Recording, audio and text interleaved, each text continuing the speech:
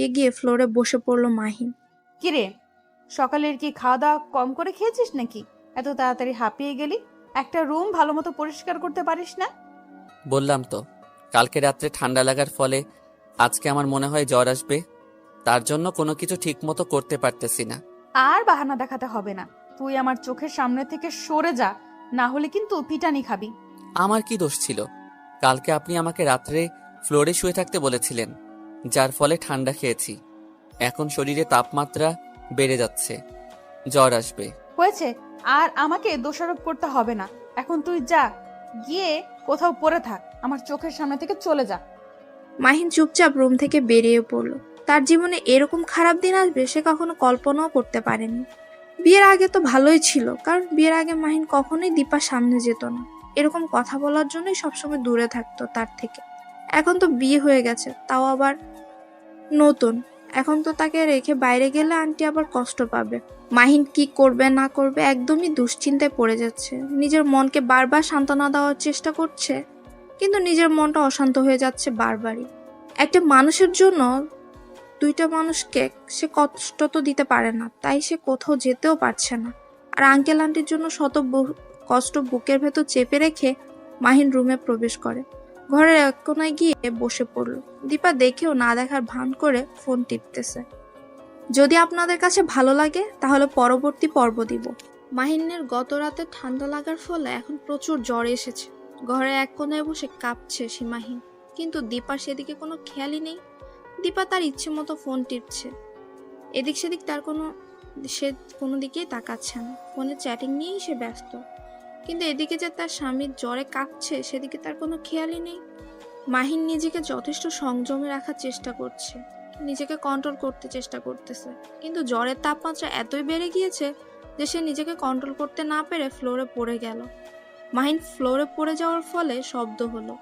তখন দীপা তাকিয়ে দেখে যে মাহিন নিচে ছটফট করতেছে। তখন দীপা ফোনটা রেখে উঠে মাহিনের কাছে চলে আসলো। কিরে, এখানে নাটক করতেছিস কিসের জন্য?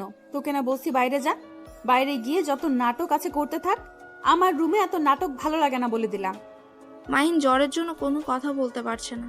তার এখন সবকিছু কেমন যেন বিরক্ত লাগতেছে। চুপচাপ সেখানে শুয়ে কাঁপতেছে মাহিন। কিরে, কথা কানে যায় না? বলছি না রুম থেকে বের হয়ে যা।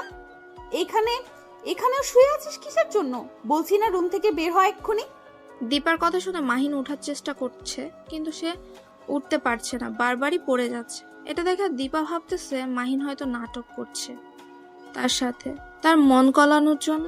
কিন্তু মাহিন তো নাটক করছে না, তার তো সত্যিই অবস্থা খুবই করুণ। কিন্তু দীপা ভাবছে সে নাটক করছে। দীপার অহংকার, তার মনে হচ্ছে যে সে অসুস্থতার নাটক করছে। যখন মাহিন বারবার চেষ্টা করে উঠতে পারছে না, তখন মাহিনের আবার সেখানেই শুয়ে পড়ল আর চোখ দিয়ে পানি ছেড়ে দিল। আজকে মাহিনের খুব মনে পড়ে যাচ্ছে তার মা বাবার কথা।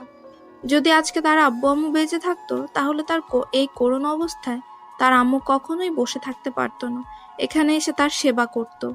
এখানে এতদিন থেকে সে আছে, কিন্তু কখনো তার আঙ্কেল আন্টি তাকে মা বাবার অভাব বুঝতে দেয়নি।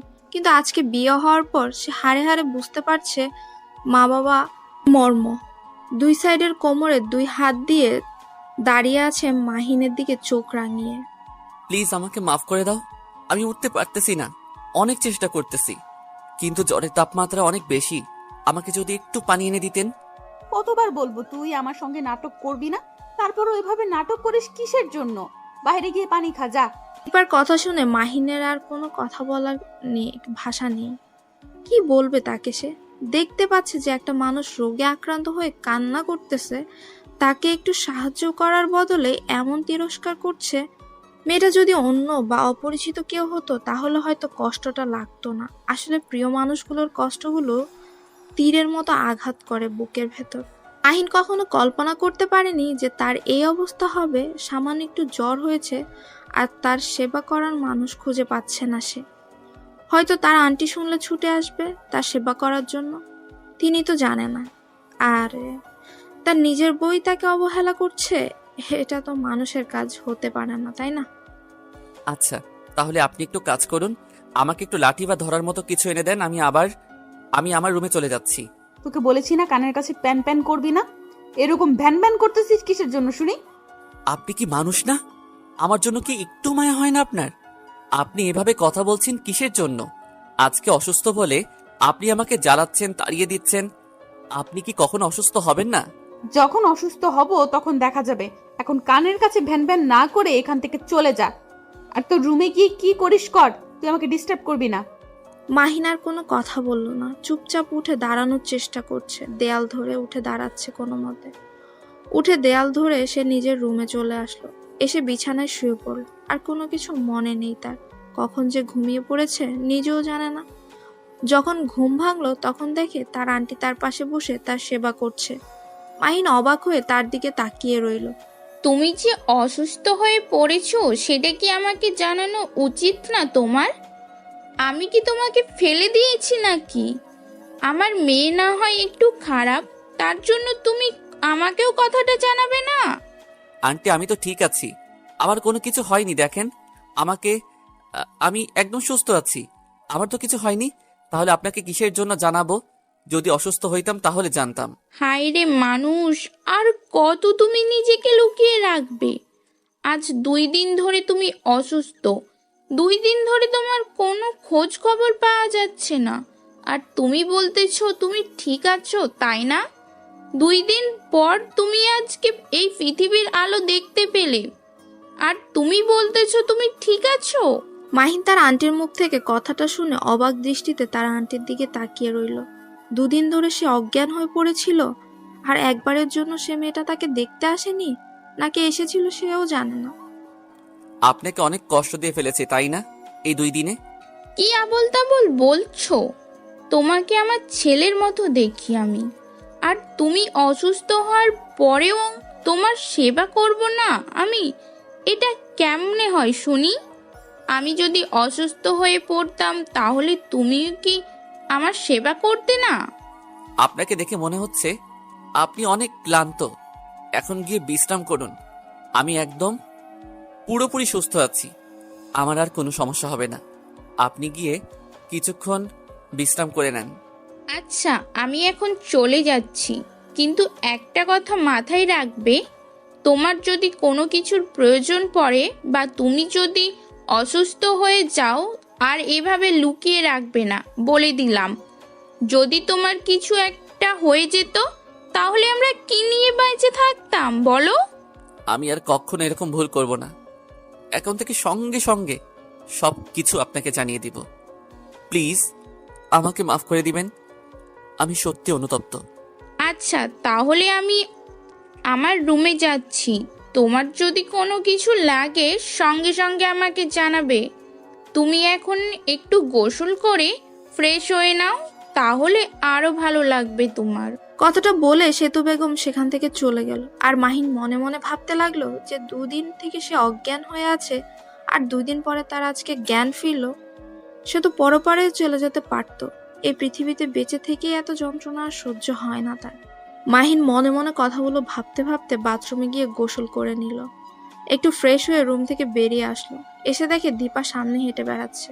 তাকে দেখে মনে হচ্ছে কোনো কিছু নিয়ে দুশ্চিন্তা করছে সে। হয়তো তার পার্সোনাল লাইফে কোনো সমস্যা হয়েছে তার জন্য। মাহিন দীপাকে দেখেও না দেখার ভান করে ছাদের দিকে যেতে লাগলো। লক্ষ্য করে দেখলো যে তার পেছনে দীপাও আসতেছে। বেশি গুরুত্ব না দিয়ে চলে আসলো মাহিন। তার পেছনে পেছনে দীপাও আসলো, কিন্তু দেরি হয়ে গেছে, কারণ মাহিন ছাদে গিয়ে বেশিক্ষণ দেরি করেনি। প্রচুর রোদ, তাই তাড়াতাড়ি নিচে নেমে এসেছে। দীপাকে পাত্তা দেয়নি। মাহিনের নিজের রুমে আবার প্রবেশ করলো। সঙ্গে সঙ্গে দীপা মাহিনের রুমে প্রবেশ করলো। মাহিন কি বলবে ভেবে পাচ্ছে না, তাই অন্য পাশে তাকিয়ে শুয়ে পড়লো মাহিন। তোর সাথে আমার কিছু কথা আছে। এইভাবে মুখ গোমরা করে না থেকে সুন্দরভাবে বসে পড়ো। কিছু কথা আছে, কথাগুলো শুনে তারপর তোমার যা ইচ্ছা তাই করতে থাকো। আমি আমার কানকে তালা লাগিয়ে দেইনি যে আমি শুনতে পারবো না। আপনার যা ইচ্ছা বলেন, বলে এখান থেকে চলে যেতে পারেন দয়া করে। সেটা না হয় বুঝলাম, কিন্তু আমি যেটা করতে বলেছি সেটাই করো এখন। না হলে কিন্তু আবার পিটানি শুরু করে দেব। এমনিতেই অসুস্থ থেকে সুস্থ হয়েছেন, এখন যদি আবার পিটানি দেই তাহলে আবার অসুস্থ হয়ে যাবেন। তাই আমি চাচ্ছি না কাউকে অসুস্থ করতে। আমার মতো অসহায় মানুষকে আর দয়া দেখাতে হবে না, তাই যা ইচ্ছা তাই বলে এখান থেকে চলে যেতে পারেন। আমার খুব ডিস্টার্ব হচ্ছে। এখন কথা হচ্ছে যে আমার এখন মাথা ব্যথা করতেছে, আমার মাথা মালিশ করে দিবে, এটাই হলো কথা। আর কোনো কথা নেই, তেল এনেছি, তাড়াতাড়ি শুরু করে দাও। আমি এখন পারবো না, আমার খুব ক্লান্ত লাগতেছে। যখন সুস্থ হব তখন আপনার কাজের লোক হিসেবে আবার নিয়োজিত হব। এখন প্লিজ অন্তত আমাকে মাফ করবেন। এখানে আমার মাথা ব্যথা করতেছে আর তুই এভাবে শুয়ে থাকবি, সেটা তো আমি কখনোই মেনে নিতে পারবো না। তুই আমার মাথায় তেল মালিশ করে দিবি, না হলে কিন্তু। মাহিন কোনো কথা না বলে চুপচাপ উঠে দেয়ালের সাথে গা হেলান দিয়ে বসে পড়ল, কারণ ঠিকমতো এত এখনো সুস্থ হতে পারেনি পুরোপুরি। দীপা গিয়ে বসে পড়লো বিছানার এক সাইডে। মাহিন তেলের বোতলটা হাতে নিয়ে আস্তে আস্তে দীপার মাথায় তেল মালিশ করতে লাগলো। মাহিনের খুব কষ্ট হচ্ছে, কারণ একটা অসুস্থ মানুষ, তার এখন কোনো কিছু ভালো লাগবে না। একটা অসুস্থ মানুষের মর্ম বুঝতে পারবে একটা সুস্থ মানুষ কখনো? অসুস্থ মানুষের মন কেউ বুঝে না। কিরে, হাতে কি শক্তি হারিয়ে ফেলেছিস নাকি? এই 2 দিন ওই 2 দিন থেকে নাটক তো ভালোই করলি। 2 দিন আমার আম্মুর কাছ থেকে তো ভালোই সেবা যত্ন নিলি। কি আর করব, গরিব মানুষ, বাপ মা নেই, তাই অন্যজনকে কষ্ট দিলাম। তোর মতো ছোট লোক আর কি করতে পারে? এগুলোই তো করতে পারে, তাই না? তোকে আর কি বলবো, আর কিছু বলতে চাচ্ছি না। অসুস্থ হয়ে গেছিস, একটু তো তোকে সহমর্মিতা দেখাতে হবে।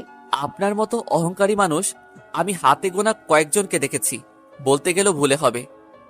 শুধু আপনাকে দেখেছি, কারণ একটা অসুস্থ মানুষকে যে এইভাবে কষ্ট দিতে পারে সে কখনো মানুষ হতে পারে না, সে পশু। বেশি রকম কথা বলতে পারবো না, আর বকবক করতে পারবো না তোর সাথে। এখন মাথা ব্যথা করতেছে, তাই তাড়াতাড়ি মাথায় তেল মালিশ করে দে। মাহিন কোনো কথা না বলে চুপচাপ নিজের মতো করে তেল মালিশ করে দিচ্ছে, আর দীপা চোখ বন্ধ করে সেটা অনুভব করছে। দীপা মনে এখন অন্য কিছু চলছে, মাহিন সেটা হয়তো বুঝতে পারছে না। ক্লান্ত শরীর নিয়ে মালিশ করতেছে, হঠাৎ করে তার চোখ থেকে 2 ফোঁটা জল গড়িয়ে পড়লো। অনেক হয়েছে, আর মাথায় মালিশ করতে হবে না। এখন আমি উঠে বিছানায় শুয়ে পড়তেছি, তুই পা দুটো একটু মালিশ করে দে। মাহিন কি বলবে বুঝতে পারছে না। মাহিন ক্লান্ত শরীর নিয়ে বসে পড়লো বিছানায়। দীপা তার পাশ দিয়ে শুয়ে পড়ল। দীপার ইচ্ছে করছে তাকে জড়িয়ে ধরে নিজের মনের কষ্টগুলো শেয়ার করতে, কিন্তু সে তো তার ভালোবাসাটা বুঝে না। মাহিন শুয়ে পড়েছে দেখে দীপা আর কিছু বলল না। এখন দীপার একটু খারাপ লাগতেছে। একটা অসুস্থ মানুষ এখনো ঠিকমতো সুস্থ হয়নি, তাকে দিয়ে তো কাজ করা ঠিক হবে না।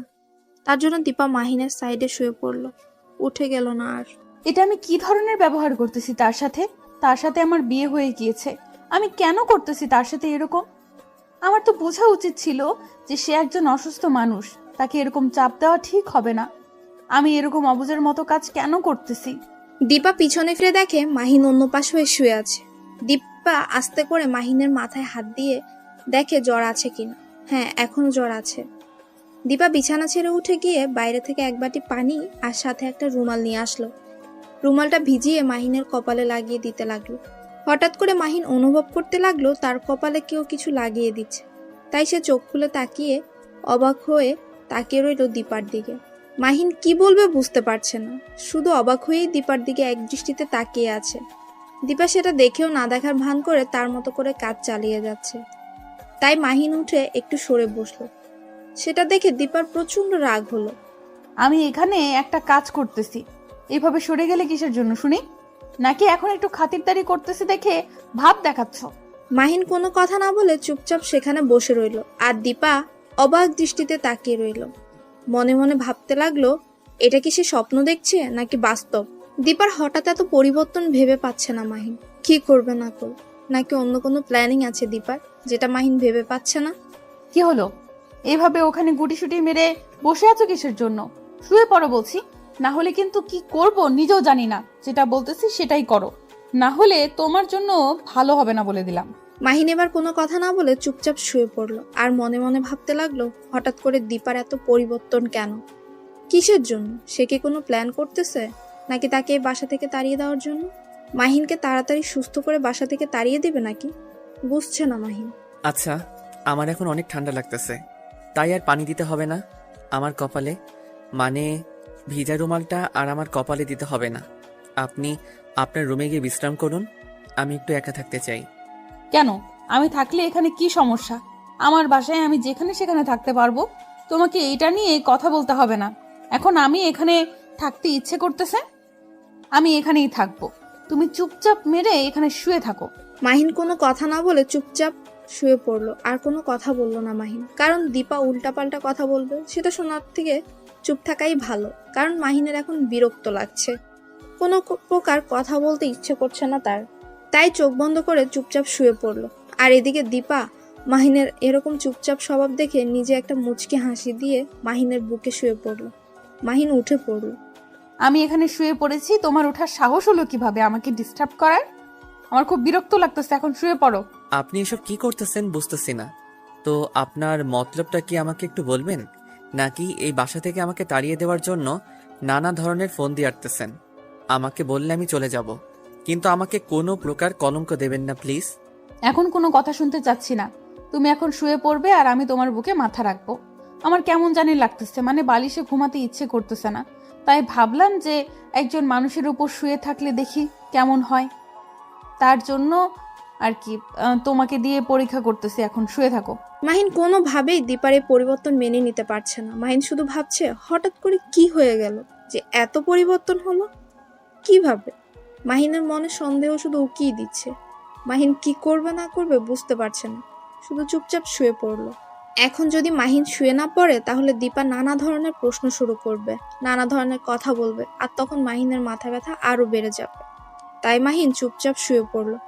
আর দীপা মাহিনের বুকের উপর মাথা দিয়ে শুয়ে পড়লো। মাহিন শুধু টেনশন করছে দীপা নতুন প্ল্যানিং করে তাকে কোনো কষ্ট দিবে না তো। দীপা মাহিনের বুকের উপর শুয়ে পড়ে একদম স্থির থাকছে না, বরং মাহিনের একবার হাত নাড়াচাড়া করছে তো একবার মাহিনের চুল ধরে টানছে। মাহিনের বিরক্ত লাগছে খুব, কিন্তু কিছু বলতেও পারছে না, কারণ সে যে অসহায় আজকে। আপনাকে আমি কিছু কথা বলতে চাই, আপনি প্লিজ মন খারাপ করবেন না, কারণ কথাগুলো বলা খুব জরুরি। এখানে মন খারাপ করার কি আছে বলো, সমস্যা নাই। আমি শুনতে চাই, তোমার যত কথা আছে আজকে আমি শুনবো। তোমার যত মনের ভিতর কথা আছে তুমি বলতে থাকো, আমি শুনতেছি। তোমার হঠাৎ করে এতটা পরিবর্তন আমি কেন জানি মেনে নিতে পারতেছি না। আমার মনে হচ্ছে তুমি নিশ্চয়ই কোনো প্ল্যানিং করতেছো আমাকে এখান থেকে তাড়িয়ে দেওয়ার জন্য। সত্যি করে বলো না প্লিজ, আসলে তোমার এতটা পরিবর্তন হওয়ার কারণ কি? কারণটা আমি নিজেও জানি না। একবার ভেবে দেখলাম যে যেহেতু বিয়ে করেছি আর আমি মেয়ে মানুষ হিসেবে তো একটু নিজেকে কন্ট্রোল করে রাখতে হবে। এত উচ্ছৃঙ্খল হলে আসলেই ভবিষ্যৎ খারাপ হবে। আর আমরা তো মুসলিম মানুষ, আমাদের একটা বিবাহ যেহেতু হয়ে গেছে, স্বামীকে কষ্ট দেওয়া তো ঠিক না।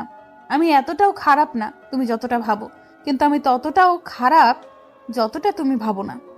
তোমার কথার আমি কিছু বুঝলাম না। আসলে তুমি কি বোঝাতে চাচ্ছ আমাকে? আর তুমি কেন আমার সাথে এত ভালো ব্যবহার করতেছো? নিশ্চয়ই তার একটা কারণ আছে, তাই না? সেটা ঠিক বলেছ, কারণ ছাড়া কেউ পরিবর্তন হয় না। আমারও কিছু কারণ আছে, তার জন্য আমি পরিবর্তন হয়েছি। আস্তে আস্তে সবকিছু জানতে পারবে। এখন এত প্রেশার দিও না, আমার ঘুম পাচ্ছে, আমাকে ঘুমাতে দাও।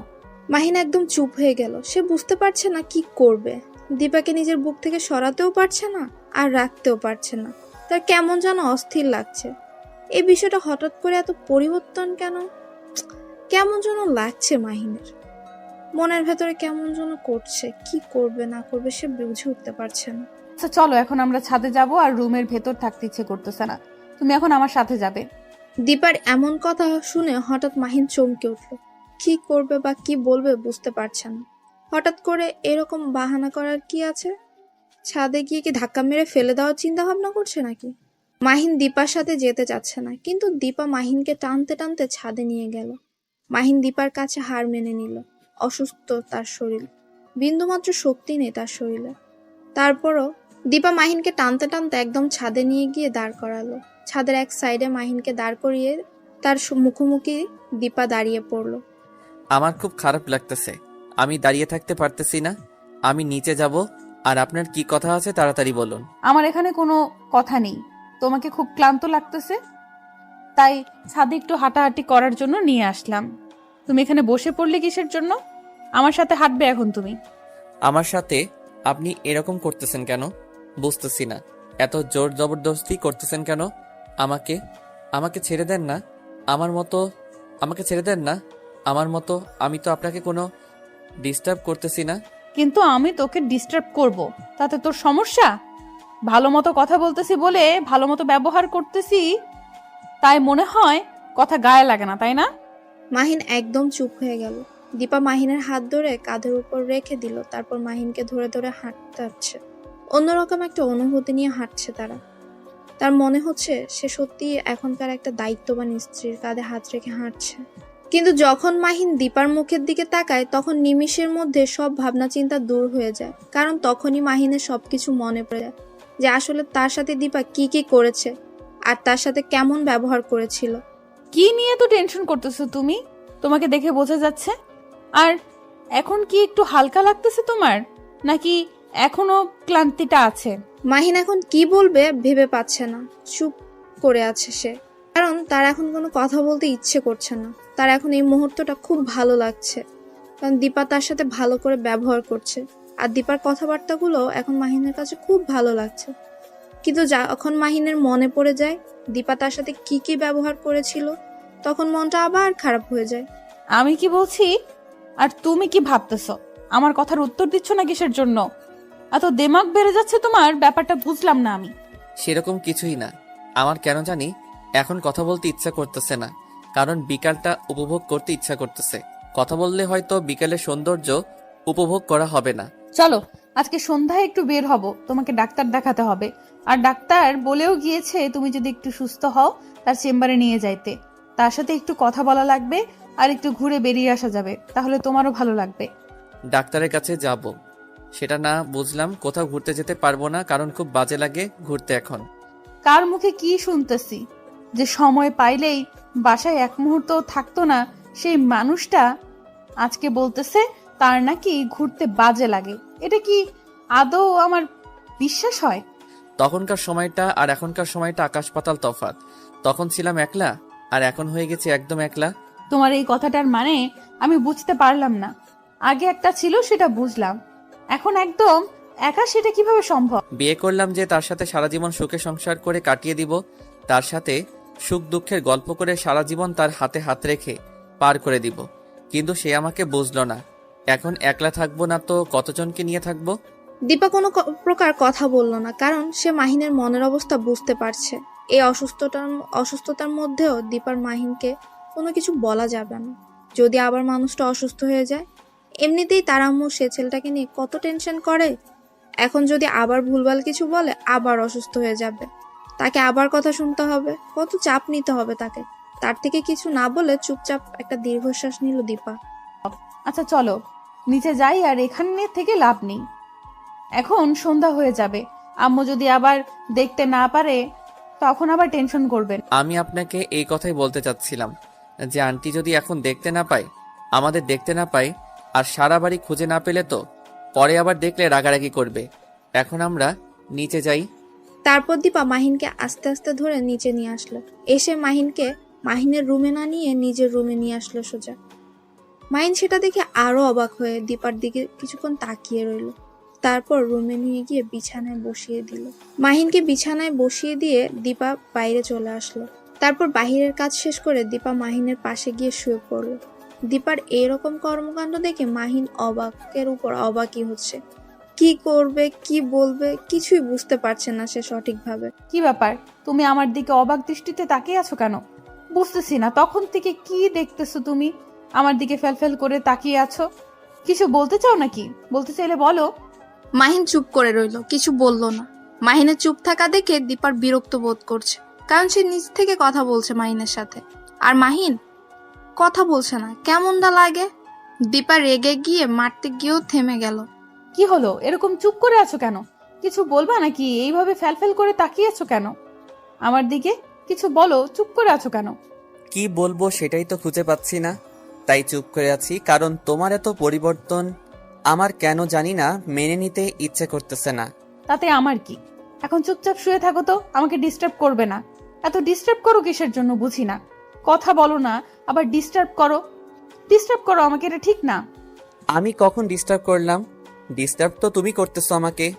তোমার জন্য তো আমি ঠিকমতো ঘুমাতে পারতেছি না, এমনিতে অসুস্থ শরীর, তারপর তোমার অত্যাচার ভালো লাগে বলো? এত বড় সাহস তোমার, তুমি আমাকে বকা দিচ্ছ? তোমাকে আমি দেখো কি করি। কথাটা বলে দীপা মাহিনের উপর শুয়ে পড়ল, পুরো শরীর মাহিনের শরীরের উপর। মাহিন কি বলবে বুঝতেছে না, কারণ তার একটু অন্যরকম ফিল কাজ করছে। এখন তার ইচ্ছে করছে যে দীপাকে শক্ত করিয়ে জড়িয়ে ধরে একটু আদর দিতে, কিন্তু সে তো তাকে ভালোবাসে না, আর সে অধিকারও তো তাকে দেয়নি দীপা। দীপা বুঝতে পারছে যে মাহিন তার উপর দুর্বল হয়ে যাচ্ছে, তাই দীপা ইচ্ছাকৃতভাবে মাহিনকে আরো শক্ত করে জড়িয়ে ধরলো, যাতে করে দীপাকে মাহিন একটু আদর করে দেয়। কিন্তু মাহিন ভয়ে দীপাকে স্পর্শ পর্যন্ত করছে না। দীপা কখন কি বলে আর কখন কি করে বসে তা বুঝতে পারে না মাহিন, তার জন্যই চুপচাপ শুয়ে আছে রোবটের মতো। দীপার খুব খারাপ লাগতেছে, কিন্তু কিচ্ছু বলতেছে না, শুধু দেখতেছে মাহিন কতক্ষণ নিজেকে কন্ট্রোল রাখতে পারে। দীপা ইচ্ছাকৃতভাবে মাহিনের সাথে একটু দুষ্টুমি করা শুরু করে দিল, মাহিনের গলায় নিজের ঠোঁট দুটো বসিয়ে দিল। মাহিন কি করবে না করবে বুঝতে পারছে না, কারণ তার কেমন যেন একটা ফিলিংস কাজ করতেছে, সেই ফিলিংসটা যে আগে কখনো অনুভব করেনি। আজকে কেন যেন দীপার নিঃশ্বাসটা তার হৃদয়ের স্পন্দনকে বাড়িয়ে দিচ্ছে। দীপা বুঝতে পারছে মাহিন দুর্বল হয়ে যাচ্ছে তার উপর, তাই মাহিনকে আরো দুর্বল করতে দীপা মাহিনের ঠোঁটে তার ঠোঁট দুটো বসিয়ে দিল। মাহিনের খুব অস্থির লাগছে, কি করবে বুঝতে পারছে না সে, কোনোভাবেই দীপাকে তার উপর থেকে সরাতে পারছে না। দীপাকে সরাতে গেলে দীপা মাহিনকে আরো শক্ত করে আঁকড়ে ধরছে। প্লিজ আমাকে ছেড়ে দেন। আপনি এসব কি করতেছেন? আমার খুব বাজে লাগতেছে। আপনি আমাকে ছেড়ে দেন। কি বলেছিলাম মনে নাই? আমার যা ইচ্ছা তাই করব, তুমি কোনো কথা বলতে পারবে না। চুপচাপ শুধু সহ্য করতে হবে তোমাকে। তার জন্য আপনি আমাকে এইভাবে অত্যাচার করবেন, এটা কিন্তু ঠিক না। আজকে অসুস্থ বলে আপনি আমাকে যা তা করতেছেন, তাই না? আর আপনি করে বলতেছো কিসের জন্য? এখন থেকে তুমি করে বলবে, আর আমাকে তুমি আদর করে দিবে এখন। কথাটা বলে দীপা মাহিনকে আরো শক্ত করে জড়িয়ে ধরলো। মাহিন নিজেকে কন্ট্রোল রাখতে পারছে না, মাহিন কি করবে বুঝতে পারছে না। দীপাকে সরিয়ে দিতে ইচ্ছেও করছে না, কারণ মাহিন একটা ছেলে, রোবট তো আর না। মাহিনেরও খুব ইচ্ছে করছে দীপাকে একটু আদর করে দিতে, কিন্তু দীপা যে পরে কি বলবে সেটা ভেবে ভয়ে শেষ। মাহিন কি করবে বুঝতে পারছে না, নিজেকে কন্ট্রোল রাখতেও পারছে না। এখন কি করবে সে কিছুই বুঝতেছে না। আমার ভালো লাগতেছে না, আমাকে ছেড়ে দেন প্লিজ। আমি ওসব করতে পারবো না। কে বলেছে ভালো লাগে না? আমার যেটা ভালো লাগে আমি সেটা করব। সেটা তো তোমাকে আগেই বলে রাখছি, এখানে বাহানা করার কি আছে? আমি তো ছেড়ে দিচ্ছি না এখন। কথাটা বলে দীপা মাহিনকে আবার শক্ত করে জড়িয়ে ধরলো, আর মাহিনের ভেতরে যেন তোলপাড় শুরু হয়ে গেছে। সে তো একটা মানুষ, রোবট তো আর না, তাই তার ভেতরেও ফিলিংসটা কাজ করতেছে। হঠাৎ করে মাহিনও দীপাকে শক্ত করিয়ে জড়িয়ে ধরলো, আর দীপার ঠোঁটে নিজের ঠোঁট দুটো বসিয়ে দিল। দীপা এক মুহূর্তের জন্য অন্যরকম একটা স্বাদ পেল। দীপা ও মাহিনকে কিস করতে লাগলো, দুজনেই ধীরে ধীরে ভালোবাসার সাগরে তলিয়ে গেল। তাদের মিলন হয়ে গেল, কিন্তু এর পরবর্তী রিয়েকশনটা কি হতে পারে কে জানে। মাহিনের ভেতর ভয় কাজ করতেছে, দীপাকে ছেড়ে দিয়ে এক সাইডে শুয়ে পড়ল। দীপা হাঁপিয়ে গেছে, তাই মাহিনের বুকের উপরই আবার শুয়ে পড়ল। সেটা দেখে মাহিন অবাক হচ্ছে, দীপার কোনো রিয়েকশন নেই। এভাবে শুয়ে থাকলে তো আর হবে না, চলো এখন গোসল করতে যাব। আমাকে কোলে করে নিয়ে যাবে। তুমি অসুস্থ হয়েছো তো কি হয়েছে? এখন আমি অসুস্থ, আমাকে কোলে করে নিয়ে যাবে। আমি এটা জানি। এসব কি বলতেছো তুমি? আমি বুঝতেছি না তো। তোমাকে কোলে করে নিয়ে বাথরুমে যেতে হবে, এটা কি ধরনের কথা?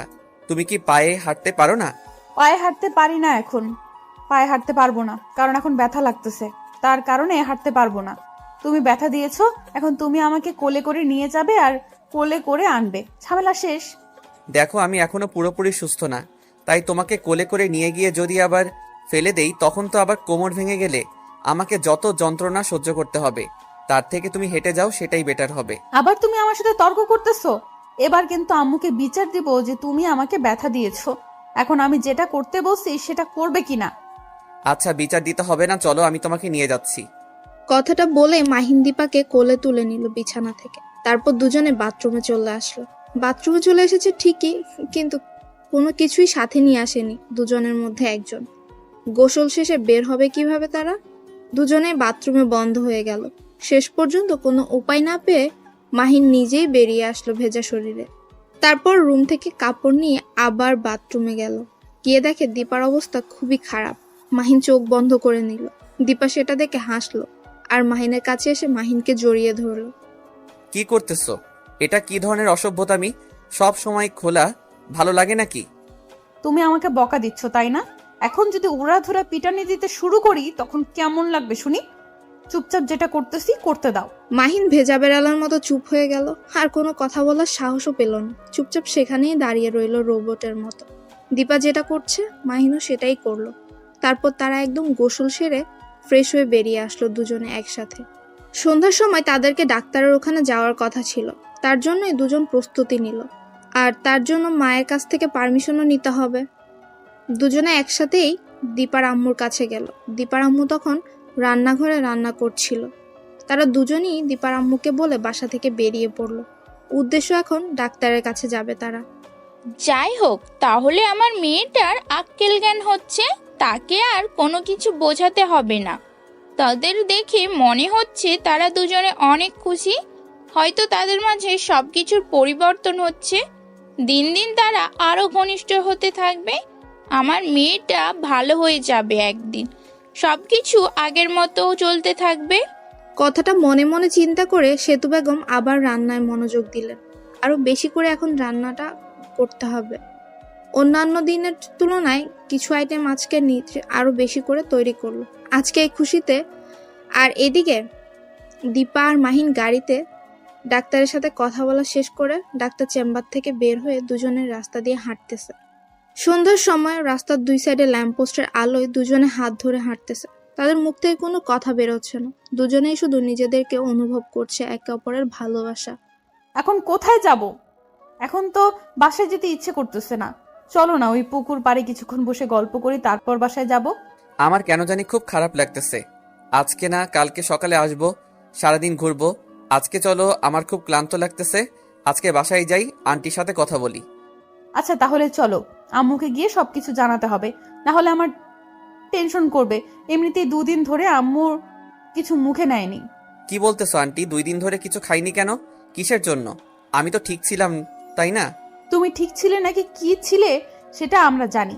তুমি তো অসুস্থ ছিলে, তাই কিছুই জানো না। আমি বুঝতে পেরেছি তোমার অবস্থাটা কি করুণ ছিল, আর তোমার কি একটা অবস্থা হয়েছিল সেটা আর না বলি। থেমে গেলে কিসের জন্য বলো? আমার কি হয়েছিল? আমার কি কোনো বড় ধরনের সমস্যা দেখা দিয়েছিল নাকি এই 2 দিনের ভিতর? না, সেরকম কোনো কিছুই নেই। এখন চলো, এখানে থেকে লাভ নেই, বাসায় যেতে হবে, সন্ধ্যা ঘনিয়ে আসছে। তারপর মাহিন আর দীপা দুজনেই হাঁটতে হাঁটতে একটা রিক্সা দেখলো। সে রিক্সা করে দুজনেই শহরটা দেখতে দেখতে বাসায় ফিরে আসলো। এসে দেখে যে দীপার আম্মু রান্না শেষ করে সবকিছু গোছিয়ে রাখছে। তারা দুজনই রুমের ভেতর চলে আসলো। তারপর বাথরুমে দুজনে একসাথে গিয়ে ফ্রেশ হয়ে বিছানায় এসে বসে পড়লো। কেউ কোনো কথা বলছে না, শুধু তাকিয়ে আছে একে অন্যের দিকে এক দৃষ্টিতে। তাদের ভালোবাসা উপলব্ধি করছে। তারা কোনো কথা বলছে না, শুধু মুহূর্তটা উপভোগ করছে তারা। কি রে, কোথায় গেলি? তাড়াতাড়ি নিচে আয়, রেডি করেছি তো রাতের খাবার। আর কতক্ষণ অপেক্ষা করব? অনেকক্ষণ ধরে তো তোদের জন্য অপেক্ষা করতেছি। তাড়াতাড়ি নিচে আয়। এই তো যাচ্ছি, তুমি আর একটু ওয়েট করো, আমরা যাচ্ছি। অনেকক্ষণ ধরে অপেক্ষা করতেছি, আর অপেক্ষা করতে পারবো না, আমার ক্ষুধা লেগেছে। তোরাও তাড়াতাড়ি নিচে আয়, একসাথে সবাই মজা করে খাবার খাবো। আচ্ছা যাচ্ছি, তুমি সবকিছু রেডি করে রাখো, আমরা এইমাত্র নিচে নামতেছি। এই দেখো, পেছনে ঘুরে আমরা যাচ্ছি। তারপর দীপা আর মাহিন দুজনেই নিচে চলে এসেছে। সেতু বেগমের সাথে বসে সবাই একসাথে মজা করে খেতে লাগলো। হঠাৎ করে মাহিনের কি যেন হয়ে গেল, হঠাৎ তার কাশি উঠে গেল। সেটা দেখে দীপা তাড়াতাড়ি উঠে মাহিনের হাতে পানি ধরিয়ে দিল। আর সেটা দেখতে পেয়ে তো সেতু বেগমের মনের ভেতর একটা শান্তি বিরাজ করছে। যাই হোক, তার মেয়ের দিন দিন বুদ্ধি হচ্ছে। তার মেয়েটাকে সে ঘরের মধ্যে বিয়ে দিয়ে একটা ভালো কাজই করেছে। আর এদিকে দীপা মাহিনের মাথায় হাত বুলিয়ে দিচ্ছে, কারণ মাহিনের যেন হঠাৎ কাশ উঠেছে, সেটা থামছেই না। দীপা নিজ হাতে মাহিনকে পানি খাওয়াচ্ছে, আর সেটা দেখে মাহিন নিজেই অবাক হচ্ছে। হঠাৎ করে দীপা যেটা করে বসলো সেটা একদমই ভাবনা চিন্তার বাহিরে। মাহিন কখনো কল্পনাও করতে পারেনি দীপা এমন একটা কাজ করবে, তাও আবার এইখানে। আমি গোসল করতে গেলাম, তুমি তাড়াতাড়ি চলে আসো, একসাথে গোসল করব। আর একটু পর তো বেড়াতে যেতে হবে, তাহলে গোসল তো অবশ্যই করতে হবে, তাই না? আমি এত সকালে গোসল করতে পারবো না, আমার ঠান্ডা লেগে যাবে, আবার জ্বর হবে। আমি গোসল করতে পারবো না, তুমি গিয়ে গোসল করে নাও। একদম নোংরা কথা বলবে না। গোসল করবে না মানে কি বোঝাতে যাচ্ছ? গোসল করতেই হবে তোমাকে। আমি এত সকালে গোসল করতে পারবো না, তুমি গিয়ে গোসল করো। আমাকে এই বিষয়ে জোর করবে না, বলে দিলাম এক্ষুনি। তোমাকে গোসল করতেই হবে। এখন যদি ভালোই ভালোই না যাও আমার সাথে, তাহলে কিন্তু জোর করে নিয়ে যাব, তখন কিন্তু আরো অবস্থা খারাপ করে ছেড়ে দেব। এখন ভেবে নাও যাবে কিনা। বললাম তো যেতে পারবো না। তুমি যাও, গিয়ে গোসল করে নাও। তাড়াতাড়ি, তোমার রেডি হতে অনেক সময় লাগে, কারণ মেয়ে মানুষদের সবসময় একটু দেরি হয়। মুখ সামলে কথা বলো, না হলে কিন্তু ভালো হবে না। মেয়ে মানুষদের বের হতে দেরি হয় মানে কি? কি বোঝাতে চাচ্ছ? আমি সব মেয়েদের মতো নাকি? আচ্ছা হয়েছে, ভুল করেছি কথাটা বলে। এখন যাও, গিয়ে তাড়াতাড়ি গোসলটা করে নাও, কারণ আমি তাড়াতাড়ি রেডি হয়ে নেই। তোমার লজ্জা করে না? তুমি গোসল না করে থাকতে চাও? তোমার কি শরম বলতে কিচ্ছু নেই? তুমি কাল থেকে আমার সাথে কি কি করছো আর এখন বলতেছো গোসল করবে না? আমি কখন কি করলাম? হুদাই কি বলতেছো? আমি তো কিছু করিনি। আমি তো কিছু জানি না আমি কি করছি যে আমাকে এখন গোসল করতে হবে। আমি তো কোনো কিছু করিনি। দেখো, বেশি কথা বলতে পারবো না। বেশি রকম ন্যাকামি ভালো লাগতেছে না। এখন সকাল সকাল তাড়াতাড়ি চলে আসো আমার সাথে, না হলে কিন্তু গণপিটানি খাইতে পারো এখানেই। মাহিন যেই অন্য কথা বলতে যাবে তখনই দীপা আগে গিয়ে মাহিনের মুখে হাত দিয়ে চেপে ধরলো আর এক হাত দিয়ে তার শার্টের কলার ধরে টানতে টানতে বাথরুমে নিয়ে আসলো। কারণ এত কথা তার আর ভালো লাগছে না। তারা এখন ঘুরতে যাবে, আর এখানে এত কথা বললে তো মুড নষ্ট হয়ে যাবে। তার জন্য দীপা মাহিনকে জোরপূর্বক বাথরুমে নিয়ে গেল। এটা কি করতেছো তুমি আমার সাথে? আমি বুঝতেছি না তুমি আমাকে এভাবে জোর করতেছো কিসের জন্য। বললাম না তুমি গোসল করে নাও, আমার ঠান্ডা লাগবে। আমি বেরিয়ে যাচ্ছি, তুমি গোসল করে তাড়াতাড়ি রেডি হয়ে নাও। একদম চুপ, কোনো কথা বলবে না। তাহলে তো এখানে এই পিটানি দেওয়া শুরু করে দিব। এমনিতেই মাথা খারাপ আছে। সকালে উঠে যেটা শুরু করে দিয়েছে অন্য এক কাহিনী, আমি সেটার জন্য মোটেও প্রস্তুত ছিলাম না। আমি ভেবেছিলাম তুমি গোসল করার জন্য আমাকে বলবে, কিন্তু আমি তোমাকে গোসল করার জন্য বলতেছি। এটা কি ঠিক? আমি তো খারাপ কোনো কাজ করিনি যে এখন এত সকালে গোসল করতে হবে। আমি সকালে ঘুম থেকে উঠলাম, আমি একটু হাত মুখ ধুয়ে ফ্রেশ হয়ে তারপর তোমার সাথে ঘুরতে বেরোতে যাব। কিন্তু তুমি আমাকে জোর করতেছো কিসের জন্য? তোমার লজ্জা করে না এসব কথা বলতে? তুমি একজন বিবাহিত পুরুষ, তুমি সকালে গোসল না করলে কে করবে শুনি? আর তুমি কি এখনো একা আছো নাকি যে সকালে উঠে তোমাকে গোসল করতে হবে না, বা 2-3 দিন পর গোসল করলেও চলবে? লজ্জা করে না এসব কথা বলতে? মাহিন আর কোনো কিছু বলতে যাবে তখনই দীপা আবারও মাহিনের মুখে হাত দিয়ে চেপে ধরে শাওয়ার ছেড়ে দিল, আর শাওয়ার থেকে পানি পড়তে লাগলো। দীপা আর মাহিন দুজন একসাথেই ভিজতে লাগলো। মাহিন ছটফট করতে লাগলো সেখান থেকে সরে যাওয়ার জন্য, কিন্তু দীপা মাহিনকে জড়িয়ে ধরেছে। তার জন্য মাহিন নড়াচড়াও করতে পারছে না। তার মন কেমন যেন করছে। শাওয়ারের পানিতে দুজনেই কাক ভেজা হয়ে গেল, কিন্তু কেউ কারো দিক থেকে দৃষ্টি সরাচ্ছে না। দুজন দুজনের দিকে এক দৃষ্টিতে তাকিয়ে আছে, কেউ কোনো কথা বলছেও না। শাওয়ারের পানিগুলো তাদের গা বেয়ে পড়ে যাচ্ছে। কি হলো? আর কতক্ষণ এভাবে আমাকে এখানে ধরে রাখবে বলো তো? যখন ঠান্ডা লাগবে আবার শরীর খারাপ করবে, তখন কি হবে শুনি? তখন তো আরো কিছু করতে পারবেন আমার সাথে। এখন ভেবে দেখো, আমাকে ছেড়ে দিবে নাকি ধরে রাখবে? দীপা মাহিনের কথাটা শুনে মাহিনকে ছেড়ে দিল আর মাহিনকে বলল পরিষ্কার হয়ে নিতে। তারপর দীপা এক সাইডে গিয়ে দাঁড়িয়ে পড়লো, আর মাহিন মাহিনের মতো গোসল করছে। দীপা দীপার মতো, কেউ কারো দিকে তাকাচ্ছে না। দুজন কেমন যেন একটু লজ্জা লজ্জা ভাবে পড়ে গিয়েছে। মাহিন তাড়াতাড়ি গোসল শেষ করে পরিষ্কার হয়ে রুম থেকে বেরিয়ে পড়লো। দীপাকে বাথরুমে রেখেই দীপা মাহিনকে কোনো কিছু বলল না। তার কেমন যেন এখন লজ্জা লাগতেছে তার জন্য। মাহিন বেরিয়ে এসে রেডি হতে লাগলো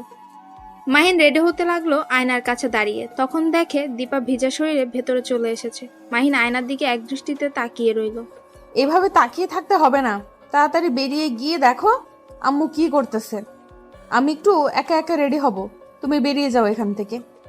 আমি এখানে থাকলে সমস্যা কি? আমি এখানে থাকবো, কোথাও যেতে পারবো না। কার কি সমস্যা সেটা দেখার সময় নেই আমার। দেখো, ভালো হবে না বলে দিচ্ছি, এরকম করবে না। তুমি এখান থেকে বেরিয়ে যাবে এখন সুন্দরভাবে। আমি বললাম তো আমি এখান থেকে বেরিয়ে যেতে পারবো না। তাতে কার কি সমস্যা সেটা দেখার আমার সময় নেই। তুমি আমার সাথে এরকম করতে পারো না, আমার লজ্জা লাগতেছে। তুমি এখন এখান থেকে বেরিয়ে যাও প্লিজ। তুমি যখন উল্টাপাল্টা কথাবার্তাগুলো বলো আর আমার সাথে যে কাজগুলো করো, তখন তোমার লজ্জা কোথায় যায় শুনি? তখন আমি নিজের কন্ট্রোলে থাকি না। তখন আমি শুধু একটাই চিন্তায় থাকি যে তোমার সাথে মিশে যাব, তার জন্য লজ্জা শরম কোথাও থাকে না। এখন লজ্জা লাগতেছে, এখন তুমি এখান থেকে বেরিয়ে যাবে। তুমি বললেই তো হবে না। তুমি বললেই তো আর আমি বেরিয়ে যাচ্ছি না। আমি এখানে থাকতে চাই। আজকে তোমার শাড়ি পরা দেখবো আর আমি শিখবো, পরে তোমাকে শাড়ি পরিয়ে দিব। প্লিজ এখন না, এখন তুমি এখান থেকে চলে যাও। অন্য এক সময় আমি রাতে আমাকে শাড়ি পরানো শিখাবো। আমি এক্ষুনি শিখবো। আমি এখন কোথাও যাচ্ছি না, এখন শিখতে চাই। আমি শিখবো না, এখন শিখবো। দীপা আর কোনো কিছু বলল না। সে জানে যে মাহিন ভালোই জেদ ধরেছে, তাই দীপা কোনো কিছু না বলে সেখানে শাড়ি পরতে লাগলো।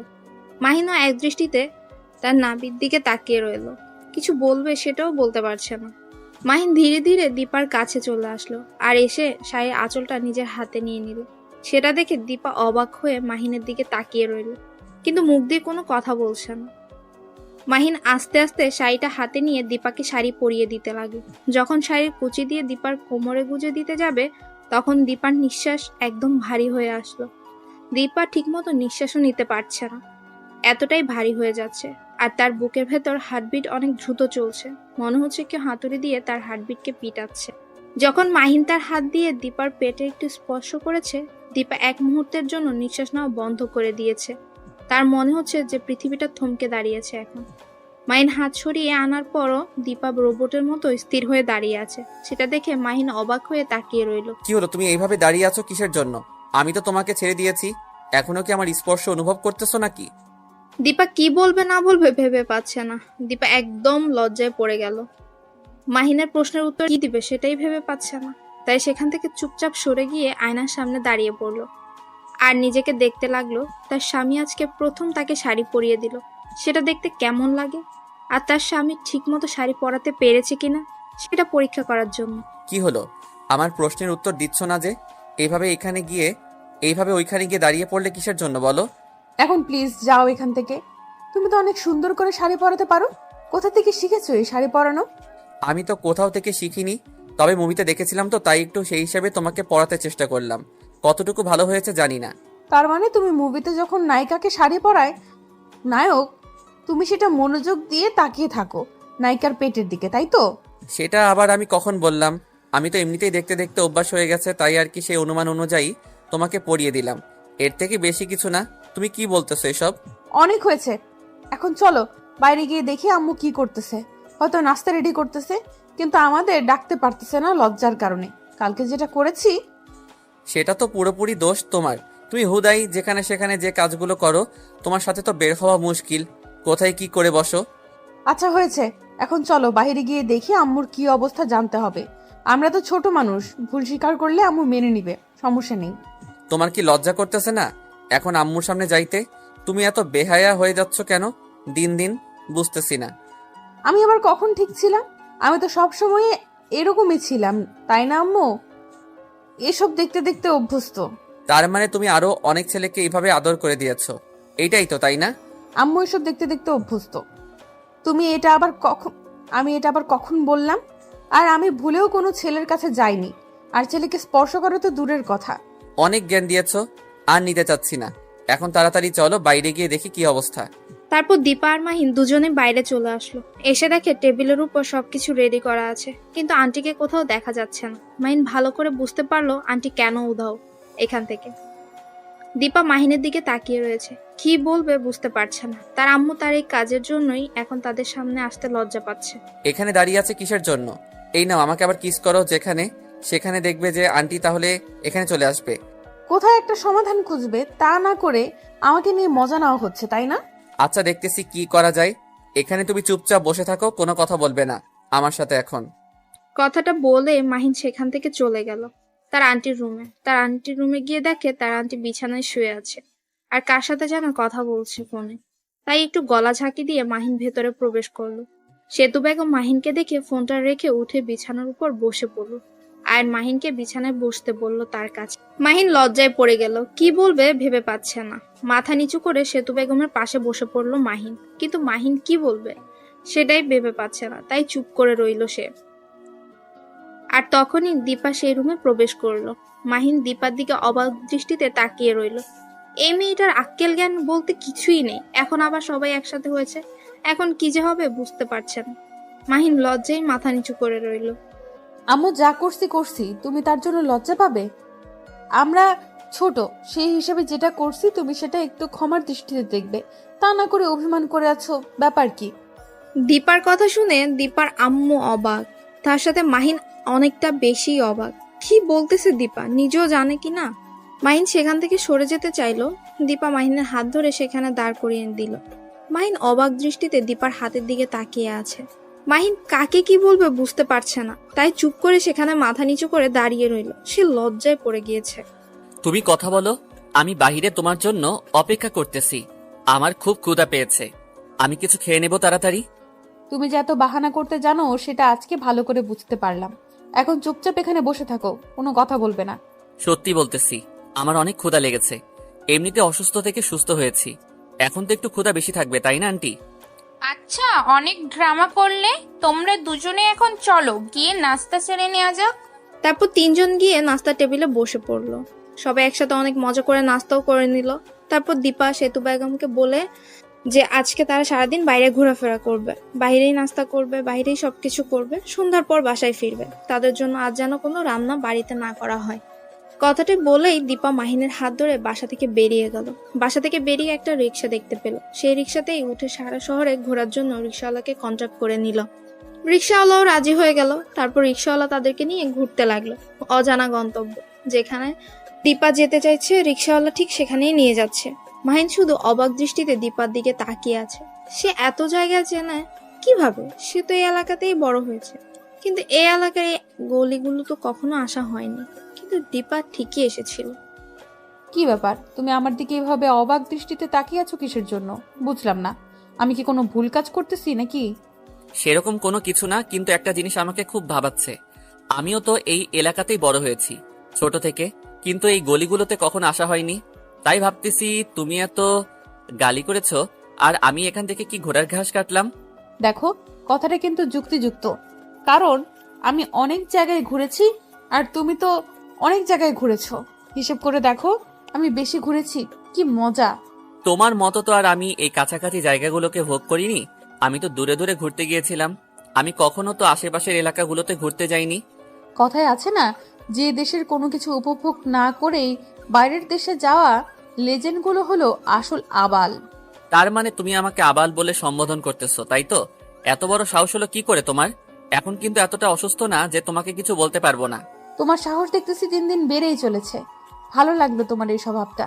আমাকে না দেখিয়ে অন্যকে দেখালে হয়তো কাজে লাগবে। আমার কাছ থেকে অন্তত নিজের সাহসটা লুকিয়ে রাখার চেষ্টা করো। আমার রাগ উঠলে আমি মানুষ থাকি না, তখন তোমাকে কি বলবো, কি করব, নাকি পিটাবো হুঁশ থাকে না। এটা আমাদের বাড়ি না, আর আমরা এখন রাস্তায় আছি, আর একটা রিক্সাওয়ালা মামা আমাদের সাথে আছে। আর তুমি কি ব্যবহার করতেছো শুনি? অনেক হয়েছে, আর জ্ঞান নিতে চাচ্ছি না। মামা, আপনি একটা বিলের পাশে নামিয়ে দিন, আর আপনি আপনার ভাড়াটা নিয়ে চলে যান তো। আমরা এখন একটা নদীর ধারে যেতে চাচ্ছি। তারপর দীপা রিক্সাওয়ালা তাদেরকে নিয়ে একটা নদীর কাছে গিয়ে নামিয়ে দিল। রিক্সা ভাড়া নিয়ে সেখান থেকে চলেও গেল। আর দীপা নদীর কিনারা দিয়ে হেঁটে যাচ্ছে, সেটা দেখে মাহিন দীপাকে সেখান থেকে সরিয়ে নিল। মাহিনের ভয় করছে, যদি কি পড়ে যায় দীপা, তার জন্য। দীপা কিছু বলল না, চুপচাপ মাহিনের হাত ধরে নদীর পাড়ে হাঁটতে লাগলো। আর সে নদীর পাড়ের বাতাসগুলো, একদম মুক্ত খোলা বাতাসগুলো উপভোগ করতে লাগলো। দীপা নদীর ধারে একটু থেমে থাকে না, সে এদিক ওদিক দৌড়াদৌড়ি করছে। সেটা দেখে মাহিন একটু অবাক হলো। সে ভাবতেছে দীপার আবার হঠাৎ কি হয়ে গেল যে ছোট বাচ্চাদের মতো স্বভাব করছে। কিছু বলতেছে না। মাহিন দীপাকে দীপার ইচ্ছে মতো ছেড়ে দিল। দীপা বেশ কিছুক্ষণ দৌড়াদৌড়ি করার পর একটা গাছের নিচে বসে পড়ল। মাহিন সেখানে গিয়ে তার পাশে বসে পড়ল। দীপা নিঃশ্বাস নিচ্ছে, মাহিনের কাঁধে নিজের মাথাটা রেখে। মাহিন কিছু না বলে চুপচাপ দীপার মাথাটা আলতো করে তার কোলে শুইয়ে দিল। এখন কোথায় যাবে বলো? সন্ধ্যা ঘনিয়ে আসবে, আর তখন থেকে কিছু খাইনি, ক্ষুধা লেগেছে। চলো না, ওই যে সামনের দোকান দেখা যাচ্ছে, গিয়ে দেখি, একটু খাওয়া যাক। আচ্ছা চলো, তাহলে গিয়ে দেখি কি আছে সেখানে। তারপর মাহিন আর দীপা দুজনেই দোকানের কাছাকাছি চলে আসলো। এসে দেখে কয়েকটা ছেলে সেখানে ভন্ডামি করতেছে। মাহিন সেখানে যেতে চাইলো না। দীপা জোর করে মাহিনকে নিয়ে গেল সেখানে। আর দীপা মাহিনকে বলতেছে তারা তাদের মতো থাকবে। মাহিন দেখে দোকানটা একটা বুড়ি বসে আছে। মাহিন দেখতে পেল কিছু রুটি আর কলা আছে। মাহিন সেখান থেকে রুটি আর কলা নিয়ে দীপার কাছে চলে আসলো। আমি হাত দিয়ে কোনো কিছু নিতে পারবো না, তুমি আমাকে খাইয়ে দিবে। এখন আর কোনো কথা বলতে চাই না, আমি যেটা বলবো সেটাই করবে এখন। আমরা এখন বাহিরে আছি, তুমি আমাকে সবসময় প্যারা দিতেই থাকবে, তাই না? একটু তো নিজে নিজে অনুভব করা উচিত। এখানে আমি কোনো কথা বলতে চাচ্ছি না। আমি এখন যেটা বলতেছি তুমি সেটা করবে, আর তাড়াতাড়ি এখান থেকে যেতে হবে। দেখো ছেলেগুলো আমার দিকে কিভাবে তাকিয়ে আছে, ইচ্ছে করতেছে জুতা পেটা করে দিই। এই জন্যই তো বললাম এখানে না থেকে চলো আমরা অন্য কোথাও গিয়ে নাস্তা করি। তুমি বললা এখানেই করবে, এখন আমার কি করার? তুমি যদি সাহস পাও বলো, তাহলে দেখো আমি গিয়ে ছেলেগুলোকে জুতা পিটা করে আসি, দেখবে আমার সাহস কত দূর। হয়েছে, থাক, আর সাহস দেখাতে হবে না। আমি কোন ঝামেলায় জড়াতে চাচ্ছি না। তুমি বললে অবশ্যই তাদের সাথে ঝামেলায় জড়াতে পারি, কিন্তু এখন কোনোভাবেই পসিবল না। ভিতুর ডিম কোথাকার, তোমার যে কত সাহস সেটা আমার জানা হয়ে গেল। কয়েকটা ছেলে থ্রেট করবে সেটাই পারতেছো না। তোমার যা ইচ্ছা তাই ভাবতে পারো। এখন চলো সন্ধ্যার সময় নদীর পাড়ে গিয়ে বসি। দেখবে যে সূর্য যখন অস্ত যাবে তখন নদীটা দেখতে কি সুন্দর লাগে। চলো। তুমি কি এর আগে এই নদীতে এসেছিলে? কত এসেছিলাম, গোসল পর্যন্ত করেছি। আমার সব বন্ধুরা মিলে এই নদীতে এসেছি। অনেক স্মৃতি রয়েছে আমাদের বন্ধুদের এখানে। আর এখন এই নদীটা একদম অপরিচিত হয়ে গেছে আমাদের কাছে। কতদিন ধরে এখানে আসি না। তাই নাকি? কোনো মেয়ে ছিল নাকি এখানে যে তার স্মৃতিগুলো তুমি এই নদীতে রেখেছো? যা বলেছো বলেছো, আর একটা উল্টাপাল্টা কথা বলবা না, বুঝছো? এখন চলো এখান থেকে, এখন বাসায় চলে যাব। তোমাকে যতক্ষণ এখানে নিয়ে থাকবো ততক্ষণ তুমি নানা ধরনের প্রশ্ন শুরু করবে আমাকে। সত্যি কথা বললে তো গায়ে লাগবেই, তাই না? সত্যি বলেছি, তাই এখন জ্বালা দিচ্ছে তোমার। থাক, কিছু বলবো না। সত্যি কি বলতেছো তুমি? তুমি তো মিথ্যা বলতেছো, তার জন্য আমার গায়ে লাগতেছে। সত্যি বললে অবশ্যই আমার গায়ে লাগে না, সেটা তুমি ভালো করে জানো, তাই না? আচ্ছা, অনেক কথা হলো, এখন চলো আমরা গিয়ে নদীর ধারে গিয়ে বসে সৌন্দর্য উপভোগ করি। এখানে তোমার সাথে বকবক করে সন্ধ্যাটা মিস করতে চাই না। কথাটা বলে দীপা সেখান থেকে উঠে ওদের দিকে চলে যেতে লাগলো, আর মাহিন দোকানটার টাকাটা পরিশোধ দিয়ে দীপার পেছন পেছন যেতে লাগলো। দীপা গিয়ে আবার সেই গাছের নিচে বসে পড়েছে। মাহিনও পাশে বসলো। দীপা মুখ গম্ভীর করে বসে আছে, মাহিনের সাথে কোনো কথা বলছে না। সেটা দেখে বুঝতে পারলো যে দীপা তার উপর রেগে আছে। মাহিন একা একাই বকবক করেই যাচ্ছে, এটা বলছে ওটা বলছে। কি করছিল এখানে সে, এসব কিছুই বলতেছে, কিন্তু দীপা এখনো তার মুখ দিয়ে কোনো কথা বের করছে না। মাহিন অবাক হলো, দীপা এত তাড়াতাড়ি নিজের মনকে পাল্টে নিল। সে এতক্ষণ তো তার সাথে ঠিকই বকবক করছিল, তাহলে এখন আবার নিজের মনকে পাল্টিয়ে নিল কিসের জন্য, বুঝতেছে না। মাহিন প্রচুর বিপদে পড়ে গেল। এই মেয়েটা রাগ করলে যে কিভাবে রাগ ভাঙাবে সেটাই জানে না, কিন্তু এখন তো রাগ ভাঙাতেই হবে, যে কোনো উপায়ই হোক। মাহিন সামনে এগিয়ে দীপার কোলে মাথা রেখে শুয়ে পড়ল। দীপা সেটা দেখেও না দেখার ভান করে নদীর দিকে তাকিয়ে রয়েছে। কি হলো, এত রাগ করার কারণ কি? আমার সাথে কথা বলবে না? দীপা তাও চুপ করে আছে। কেন কথা বলছে না মাহিনের সাথে? মাহিন কি বলবে বুঝতেও পারছেন। হঠাৎ করে তার এত পরিবর্তন হওয়ার কারণ কি? মাহিন দীপাকে কি বলবে না বলবে খুঁজে পাচ্ছে না, কারণ এর আগে কখনো মাহিন একটা মেয়ের রাগ ভাঙায়নি। তাই সে জানে না যে একটা মেয়ের রাগ কিভাবে ভাঙাতে হয়।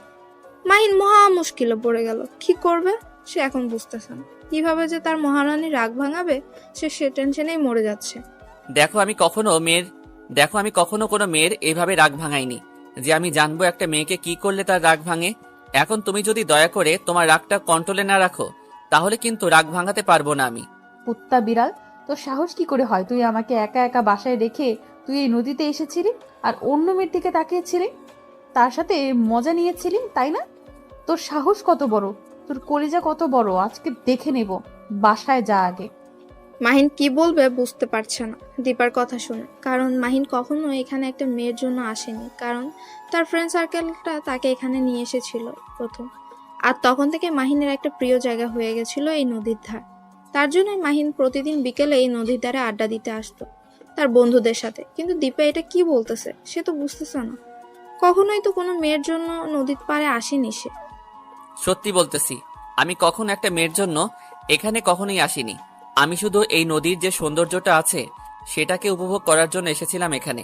সেটা না হয় বুঝলাম, নদীর সৌন্দর্য উপভোগ করার জন্য এসেছিলে, কিন্তু তুমি যে স্মৃতির কথা বললে সেই স্মৃতিগুলো কি আমাকে তো বললা না তুমি? দেখো, আমরা তো ছোট থেকে একসাথে বড় হয়েছি, তাই না? আর তুমি তোমার বান্ধবীদের সাথে ঘুরেছো, বন্ধুদের সাথে ঘুরেছো। আমি তো সেই বিষয়ে কোনো কিছু জানতে চাইনি। তুমি জানতে চাওনি তো কি হয়েছে? আমি জানতে চাই, আমাকে বলতে হবে, কারণ আমার জানার অধিকারটা আছে এখন। দেখো, আমি এখন তর্ক করতে চাই না। সামনে তাকিয়ে দেখো সূর্যটা কিভাবে তলিয়ে যাচ্ছে। সেটা তুমি দেখো, আমাকে দেখতে বলবা না বলে দিলাম। আর শোনো, তুমি কেন আমাকে বলবা না এই কথা বলো আগে। বললাম তো, আমার কিছু সমস্যা আছে, তার জন্য তোমাকে এই কথাগুলো বলা যাবে না। আমি তো তোমার পার্সোনাল কোনো কথা জিজ্ঞেস করিনি, তাহলে তুমি কেন আমাকে জিজ্ঞেস করবে? তুমি জিজ্ঞেস করনি তাতে কি হয়েছে? আমি জিজ্ঞেস করেছি আর আমার প্রশ্নের উত্তরগুলো তুমি দিতে বাধ্য, তাই না?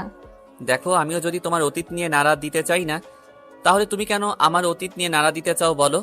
তুমি কি মজা পাবে আমার অতীত নিয়ে নাড়া দিয়ে? তার মানে তোমার অতীতে নিশ্চয়ই কোনো মেয়ের বিষয়ে কাহিনী আছে, যার কারণে তুমি তোমার অতীতটা আমাকে বলতে চাচ্ছ না। যেহেতু একসাথে বড় হয়েছি, তোমার সাথে তো আমার তেমন মনে ঘনিষ্ঠ ছিল না। চলো, এখানে আর এক মুহূর্ত আমি থাকতে পারছি না। এখন আমরা বাসায় যাব, আর কোনো কথা হবে না এখানে। তুমি যদি আর একটা কথা বলেছো তাহলে কিন্তু ভালো হবে না। এখন আমরা বাসায় যাচ্ছি, কারণ তোমার উল্টাপাল্টা কথা শোনার সময় নেই এখন আমার। তুমি যদি আর একবার এই কথা মুখ দিয়ে উচ্চারণ করেছো তাহলে কিন্তু ভালো হবে না, বলে দিলাম। আমি বুঝতে পারলাম না তুমি হঠাৎ করে এত রেগে যাচ্ছ কেন আমার উপর। নিশ্চয়ই এর পেছনে কোনো কারণ আছে, সেটা তো আমাকে জানতেই হবে, তাই না? তুমি যদি না বলো তাহলে আমি কিভাবে জানবো? সেটা তোমাকে জানতে হবে না, কারণ আমি তোমাকে সেটা বলতে চাচ্ছি না।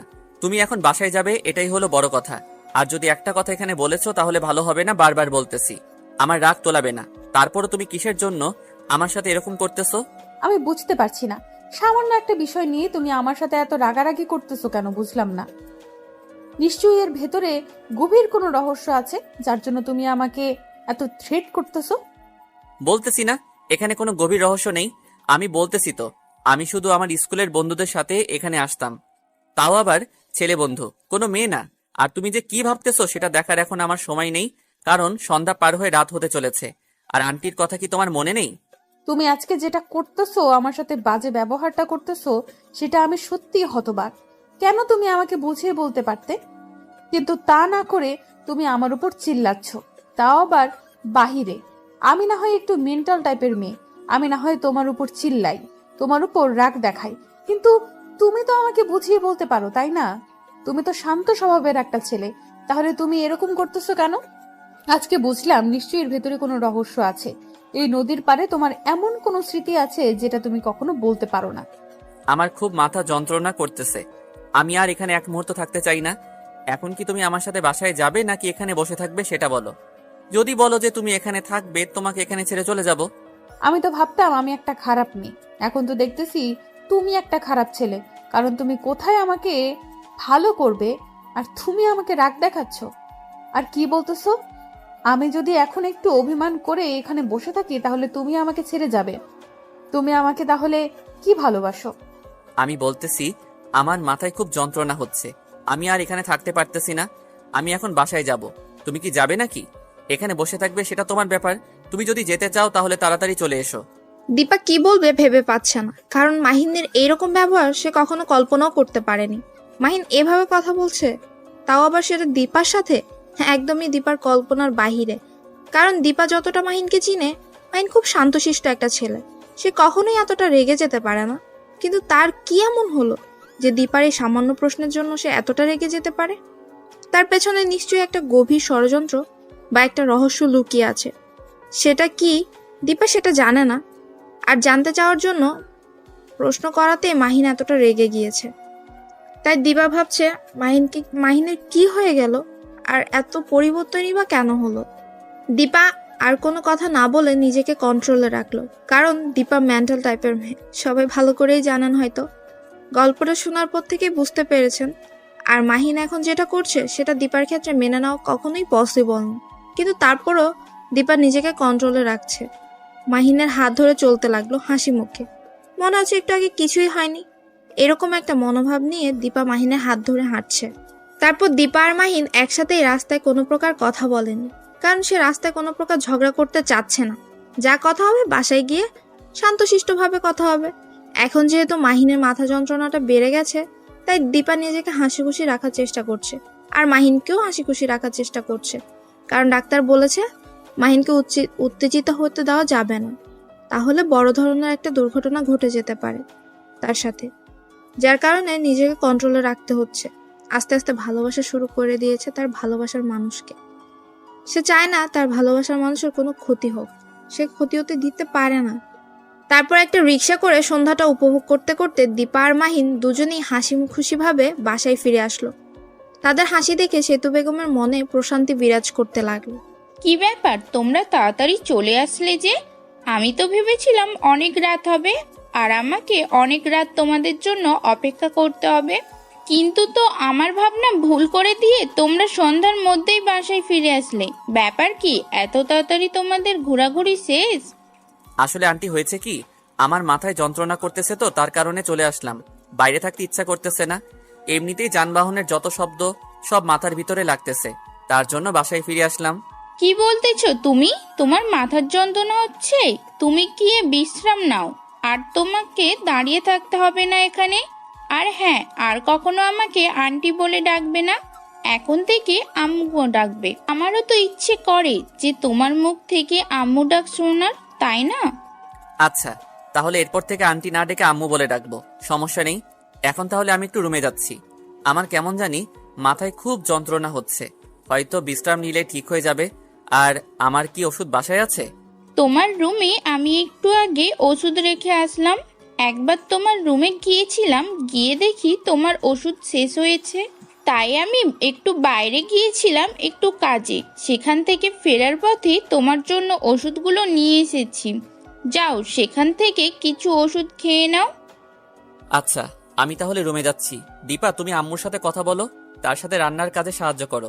আমি একটু বিশ্রাম করি, তারপর খাবার সময় আমাকে ডেকে নিয়ে এসো, সবাই একসাথে খাবার খাবো। দীপা মাহিনের সাথে কোনো কথা বলল না। মাহিন সেখান থেকে চলে গেল। দীপা গম্ভীর হয়ে গিয়ে তার আম্মুর কাছে বসে পড়ল।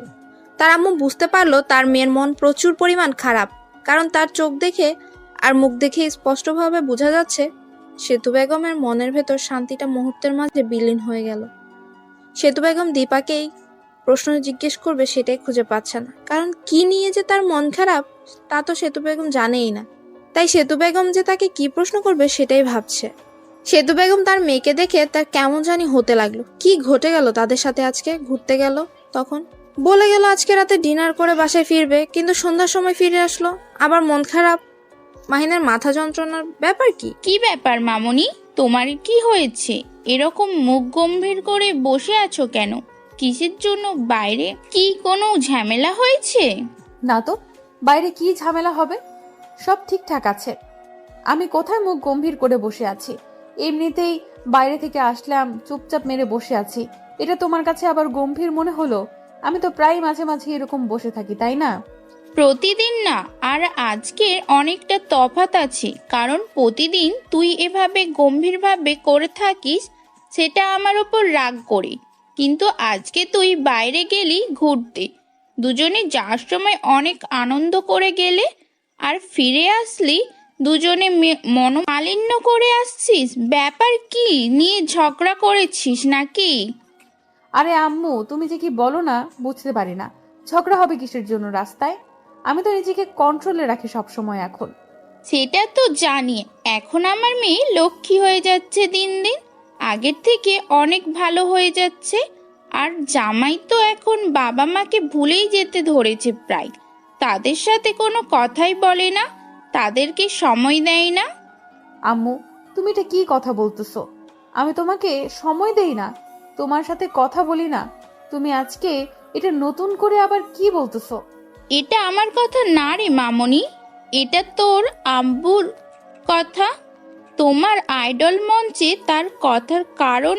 তার থেকে তুমি আজকে কতদিন ধরে কথা বলো না ভেবে দেখেছো? বিয়ে হওয়ার পর থেকে। তাহলে তিনি মনে করবেন সেটাই তো এখন ভাবার বিষয়, তাই না? সরি, আমার একদম মনে ছিল না। এখন কি আব্বু ঘুমিয়ে পড়েছে নাকি এখনো জেগে আছে তুমি কি জানো? সেখানে তো এখন গভীর রাত হয়ে তো ঘুমিয়ে পড়েছে। আমার সাথে কথা বলার পর বলেছিল সে ঘুমিয়ে পড়বে। এখন হয়তো ঘুমিয়ে পড়েছে, কারণ আমার সাথে কথা বিকেলে বলেছিল। তাহলে কালকে কথা বলে নেব। এখন আমি একটু রুমে যাচ্ছি। রুমে গিয়ে দেখি তোমার জামাইবাবুর কি খবর। আচ্ছা, আমার রান্নার কাজ প্রায় শেষ। তোরা এসেছিস তাই গল্প করলাম না একটু তোদের সাথে। আমি রান্নার কাজটা শেষ করে তাকে নিচে ডেকে আনছি। তুই গিয়ে দেখ মাহিনের কি খবর, বেশি হলো না কি কমলো। তারপর দীপা সেখান থেকে উঠে উপরে চলে আসলো। এসে দেখে মাহিন শুয়ে আছে মাথায় হাত দিয়ে। দীপার মনে শুধু এখন একটাই চিন্তা করতেছে, মাহিনের কি এমন নদীতে আছে সেটা সে জানে না। না জানাই স্বাভাবিক, কারণ ছোট থেকে তাদের সাথে মেশা হয়নি তেমন। তারপর দীপা গুটি গুটি পায়ে মাহিনের মাথার কাছে গিয়ে বসে পড়ল আর দীপার এক হাত মাহিনের মাথার উপর দিল। মাহিনের মাথায় হাত বুলিয়ে দিতে লাগলো। মাহিন চোখ খুলে তাকিয়ে দেখে দীপা তার পাশে বসে আছে। মাহিন দীপাকে দেখে শক্ত করিয়ে জড়িয়ে ধরল। সেটা দেখে দীপা অবাক হয়ে গেল। মাহিনের ভিতর কি এমন চলছে সেটা দীপাকে জানতেই হবে। আচ্ছা, তুমি আমাকে একটা কথা বলবে, তোমার কি হয়েছে? তোমার ভিতর কি চলতেছে? আর তুমি সেই নদীর পাড় থেকে আসার পর থেকে দেখতেছি তোমাকে অন্যরকম দেখাচ্ছে। যতই তুমি আমাকে দেখানোর হাসি খুশি থাকো না কেন, আমি জানি এখন তোমার মনের খবরটা বুঝতে পারি। বলো না কি হয়েছে? আমার কিছু হয়নি। আমার ফ্রেন্ডগুলোর কথা খুব মনে পড়ে যাচ্ছে, তাই খুব মনটা খারাপ হয়ে যাচ্ছে। কারণ তাদের সাথে কতদিন আড্ডা দিয়েছিলাম, কতই না।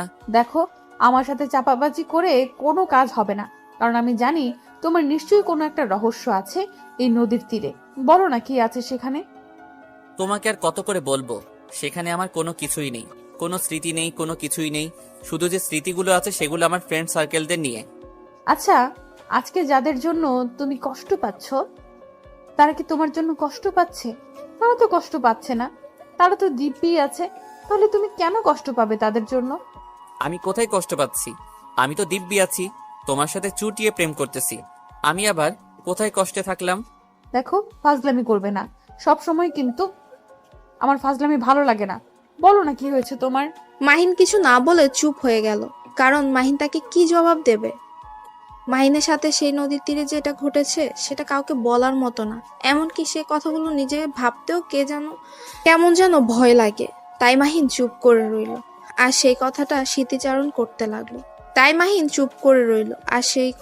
স্মৃতিচারণ করতে লাগলো মনে মনে। মাহিন হঠাৎ করে চমকে উঠল। মাহিন চমকে ওঠা দেখে দীপাও কিছুটা ভয় পেয়ে গেল। কি হয়েছে তোমার? এরকম করলে কিসের জন্য? তুমি কি কোনো কিছু দেখে ভয় পাচ্ছ, বা তোমার কোনো কিছু দেখে সমস্যা? আরে বলো না তোমার কি হয়েছে। আমি বুঝতেছি না তো, আমার খুব ভয় লাগছে তোমাকে নিয়ে। তোমার কি হয়েছে আমাকে বলবা না তুমি? কই, আমার তো কিছু হয়নি, আমি একদম ঠিক আছি। তুমি কি বলতেছো? আমি তো ঠিক আছি, আমার তো কোনো কিছু হয় নাই। তুমি কি বলেছো আমি বুঝতেছি না তো। দেখো, এরকম ন্যাকামি করবে না। তোমার কি হয়েছে বলো, আমার খুব টেনশন হচ্ছে তোমাকে নিয়ে। তোমার কখন কি হয়ে যায় বুঝতেছি না, আমার খুব টেনশন হচ্ছে, বারবার বলতেছি। তারপরও তুমি আমার সাথে এরকম মজা করতেছো, কিছুই বুঝি না। তুমি বললে তোমার সমস্যা কি আমাকে বলতে হবে তো, তাই না? আমার তো জানার অধিকার আছে। তুমি সত্যি আজব কথাবার্তা বলতেছো। আমার তো কিছু হয়নি যে আমি তোমাকে সেটা বলবো। আমার তো অতীতের তেমন কোনো ঘটনা নেই বা রহস্য নেই যেটা তোমাকে বলবো। আমি তো একদম স্বাভাবিক ছিলাম। তুমি আর আমি ছোট থেকে একসাথে বড় হয়েছি, তারপর তুমি বুঝতেছো না? আমার যদি কোনো কিছু ঘটে যেত তাহলে নিশ্চয়ই তো তুমি জানতে পারতে, তাই না? বুঝতে পারতেছি, তুমি এইভাবে আমাকে বলবে না, তাই না? আচ্ছা, বলতে হবে না। আমি আর এই বিষয় নিয়ে তোমাকে কোনো কথা বলবো না। তোমাকে আমি সুস্থ দেখতে চাই। তুমি যদি এটা নিয়ে কোনো টেনশন করেছো, তখন দেখবে। আমি তো কোনো কিছু নিয়ে টেনশন করি না। তুমি আমাকে টেনশন দিচ্ছ কারণ তুমি বারবার এটা বলতেছো। আর কি কি বলতেছো? আমার তো তোমাকে নিয়ে টেনশন হচ্ছে। তোমার মাথায় কোনো সমস্যা হলো না তো? একদম ভালো হবে না বলে দিচ্ছি। পিটানি শুরু করে দিব। আমার খুব খারাপ লাগতেছে তোমার এই ব্যবহারগুলো, কেন জানি মেনে নিতে পারতেছি না। দেখো, আচ্ছা হইছে, আর মেনে নিতে হবে না। এখন আমাকে একটু আদর করে দাও তো। আমার খুব আদর খেতে ইচ্ছা করতেছে। তোমার সেই নরম হাতের একটু গরম আদর এখন পেতে চাই। একটু গরম করে দিবা আমাকে? এখন কোনো মজার মুডে আমি নেই যে তোমাকে আমি মজা দেব এখন, বুঝছো? এখন আমি অনেক টেনশনে আছি, আমাকে আমার মতো থাকতে দাও। তুমি শুয়ে আছো, শুয়ে থাকো। আমি এখন কাউকে গরম করতে পারবো না। কে বলেছে তুমি গরম করতে পারবে না? তুমি পারবে গরম করতে। এইভাবে গোমরা হয়ে বসে আছো কিসের জন্য? আসো না, একটু গরম হয়ে যাই। বলছি না হবে না, তারপরেও এরকম করতেছো কিসের জন্য? আমার সাথে চুপচাপ যেখানে শুয়ে আছো সেখানে গুটিসুটি মেরে শুয়ে থাকো। এখন আমি নিজেই বলতেছি, এখন কাছে আসবে না, তাই তো? যখন তুমি কাছে আসতে চাইবে তখন দেখবে যে আমি তোমাকে কাছে টেনে নেব না। তখন দেখবো মজা কাকে বলে। আমার যখন ইচ্ছা হবে আমি সবকিছু জোর করে নিতে পারি, এটা কাউকে বলতে হবে না। তার মানে তুমি বোঝাতে চাচ্ছ এখন আমিও তোমাকে জোর করে সবকিছু করি, তাহলে তোমার ভালো লাগবে, তাই না? আচ্ছা, তাহলে সেটাই করতেছি। দেখো, একদম ভালো হবে না। তুমি আমাকে এখন স্পর্শ করবে না, ভালো লাগতেছে না, আমার খুব টেনশন হচ্ছে। আর তুমি দেখো, আমি এখন কোনো কথা শুনতে চাচ্ছি না। তাড়াতাড়ি এখানে শুয়ে পড়ো, তাহলে খুব ভালো হয়। কারণ আমার এখন জড়িয়ে ধরতে ইচ্ছা করতেছে কাউকে। আমি এখন শুয়ে পড়তে পারতেছি না। আমি বলেছি না আমি বাইরে যাচ্ছি, আম্মুকে রান্নার কাজে সাহায্য করব। তুমি তো বলে আসলে একটু আগে, তাই না? আমি বলে এসেছিলাম, তাহলে তুমি আবার ঘরে আসলে কিসের জন্য? ঘরে যেহেতু এসেছো, তাহলে একটু আমাকে চুম্মাচাটি দিয়ে যাও। দেখো, একদম ভালো হবে না। লুচ্চামি বন্ধ করো। আর একটা যদি লুচ্চামির কথা বলেছো, তাহলে কিন্তু ভালো হবে না বলে দিচ্ছি। লুচ্চামির কি হলো এখানে? স্বামী স্বামী স্ত্রী আমরা, এখানে লুচ্চামির কথা কোথা থেকে আসবে শুনি? আমি কি অন্য মেয়ের দিকে তাকাচ্ছি, নাকি তুমি চাও আমি অন্য মেয়ের কাছে চলে যাই? একদম এরকম কথা যদি মুখ দিয়ে উচ্চারণ করেছো না, তাহলে পিটাইতে পিটাইতে মুখ ভেঙে ফেলবো। মানুষ চেনো তুমি? আমাকে অন্য মেয়ের কাছে যাবে কিসের জন্য? আমাকে রেখে অন্য মেয়ের কাছে যাবে কিসের জন্য? আমার কাছে কিসের অভাব পড়েছে নাকি? আমার কাছে কি অভাব পড়েছে নাকি? অভাবে তো পড়েছে, তা না হলে এত জোর করতেছি, তারপরও তুমি আমাকে একটু আদর করে দিচ্ছ না। মনে হচ্ছে যে অভাব পড়ে যাচ্ছে দিন দিন, তার জন্য তুমি আমাকে আদর করে দিচ্ছ না, তাই তো? মাহিনের কথা শুনে দীপার রাগ একদম চরম পর্যায়ে উঠে গেল। দীপা মাহিনের এ কথাটা কেন যেন মেনে নিতে পারছে না, কিন্তু মাহিন যেটা শুরু করে দিয়েছে সেটা দীপা কোনোভাবেই মেনে নিতে পারছে না। কারণ দীপার এখন এসব না করাই ভালো। যে কোনো সময় দীপার আম্মু ডাক দিতে পারে, তার জন্যই দীপা নিজের রাগটাকে কন্ট্রোল করার চেষ্টা করছে। কিন্তু মাহিনের কথা শুনে আবার নিজের কন্ট্রোলও হারিয়ে ফেলতেছে বারবার। হঠাৎ করে দীপা মাহিনের চুল হাতের মুঠোয় নিয়ে মাহিনের ঠোঁটে নিজের ঠোঁট বসিয়ে দিল। আর মাহিন একদম অবাক হয়ে চোখ বড় বড় করে দীপার দিকে তাকিয়ে রইল। মাহিন শুধু দীপার সাথে একটু মজা করছিল আর দীপাকে একটু রাগাচ্ছিল, কিন্তু দীপা যে বিষয়টা সিরিয়াসলি নিয়ে নেবে মাহিন কল্পনাও করতে পারেনি। আর মাহিন চেয়েছিল যে দীপাকে রাগিয়ে দিতে, আর দীপা নিজের কন্ট্রোল হারিয়ে ফেলে মাহিনের ঠোঁটে নিজের ঠোঁট বসিয়ে দিয়ে উড়াধুরা কিস করতে লাগলো। মাহিনও কম কিসের, মাহিনও শুরু করে দিল সবকিছু। কারণ তারা তো স্বামী স্ত্রী, তাদের তো সবকিছুই বৈধ, এখানে যা চলবে সবই বৈধ। তাই মাহিন নিজেকে কন্ট্রোল না করে নিজের বউকে ভালোবাসা দিতে ব্যস্ত হয়ে পড়ল। দীপা মাহিনের ঠোঁটের 12টা বাজিয়ে মাহিনের ঠোঁট ছেড়ে দিল। তারপর দীপা নিজের শরীর মাহিনের শরীরের উপর এলিয়ে দিল। এরপরও কি তুমি বলবে যে আমার মাঝে ভালোবাসার অভাব আছে? যদি আর কোনো দিন এই কথা বলেছো, তাহলে দেখবে সেদিন তোমার কি অবস্থা করে ছেড়ে দেই। এটা কি করলে তুমি? তুমি আমার ঠোঁটের 12টা বাজিয়ে ছেড়ে দিলে। দেখো কি কামড়টা দিয়েছো, রক্ত বের হচ্ছে। রক্ত বেরোচ্ছে? ভালোই হচ্ছে, কারণ তোমার না খুব শখ আমার আদর খেতে। এখন দিলাম গরম করে, সারাদিন গরম থাকবে। কেমন হলো? তুমি আমার সাথে মজা করতেছো তাই না? আমার ঠোঁটের 12টা বাজিয়ে ছেড়ে দিবে, এখন আবার যাতা বলতেছো? অনেক হয়েছে, এখন যাও গোসল করে নাও। আর আমি দেখি আম্মুর রান্না কত দূর। আম্মুর নাকি রান্না প্রায় শেষ হয়েছিল, তাই আমাকে রুমে পাঠিয়ে দিয়েছিল তোমার সেবা করার জন্য। আর তুমি যেটা করতেছো আমার সাথে, সেটার বদলে যে তোমার কি করা উচিত। তাই নাকি? তাহলে আমার পায়ে ব্যথা করতেছে, আমার পা মালিশ করে দাও।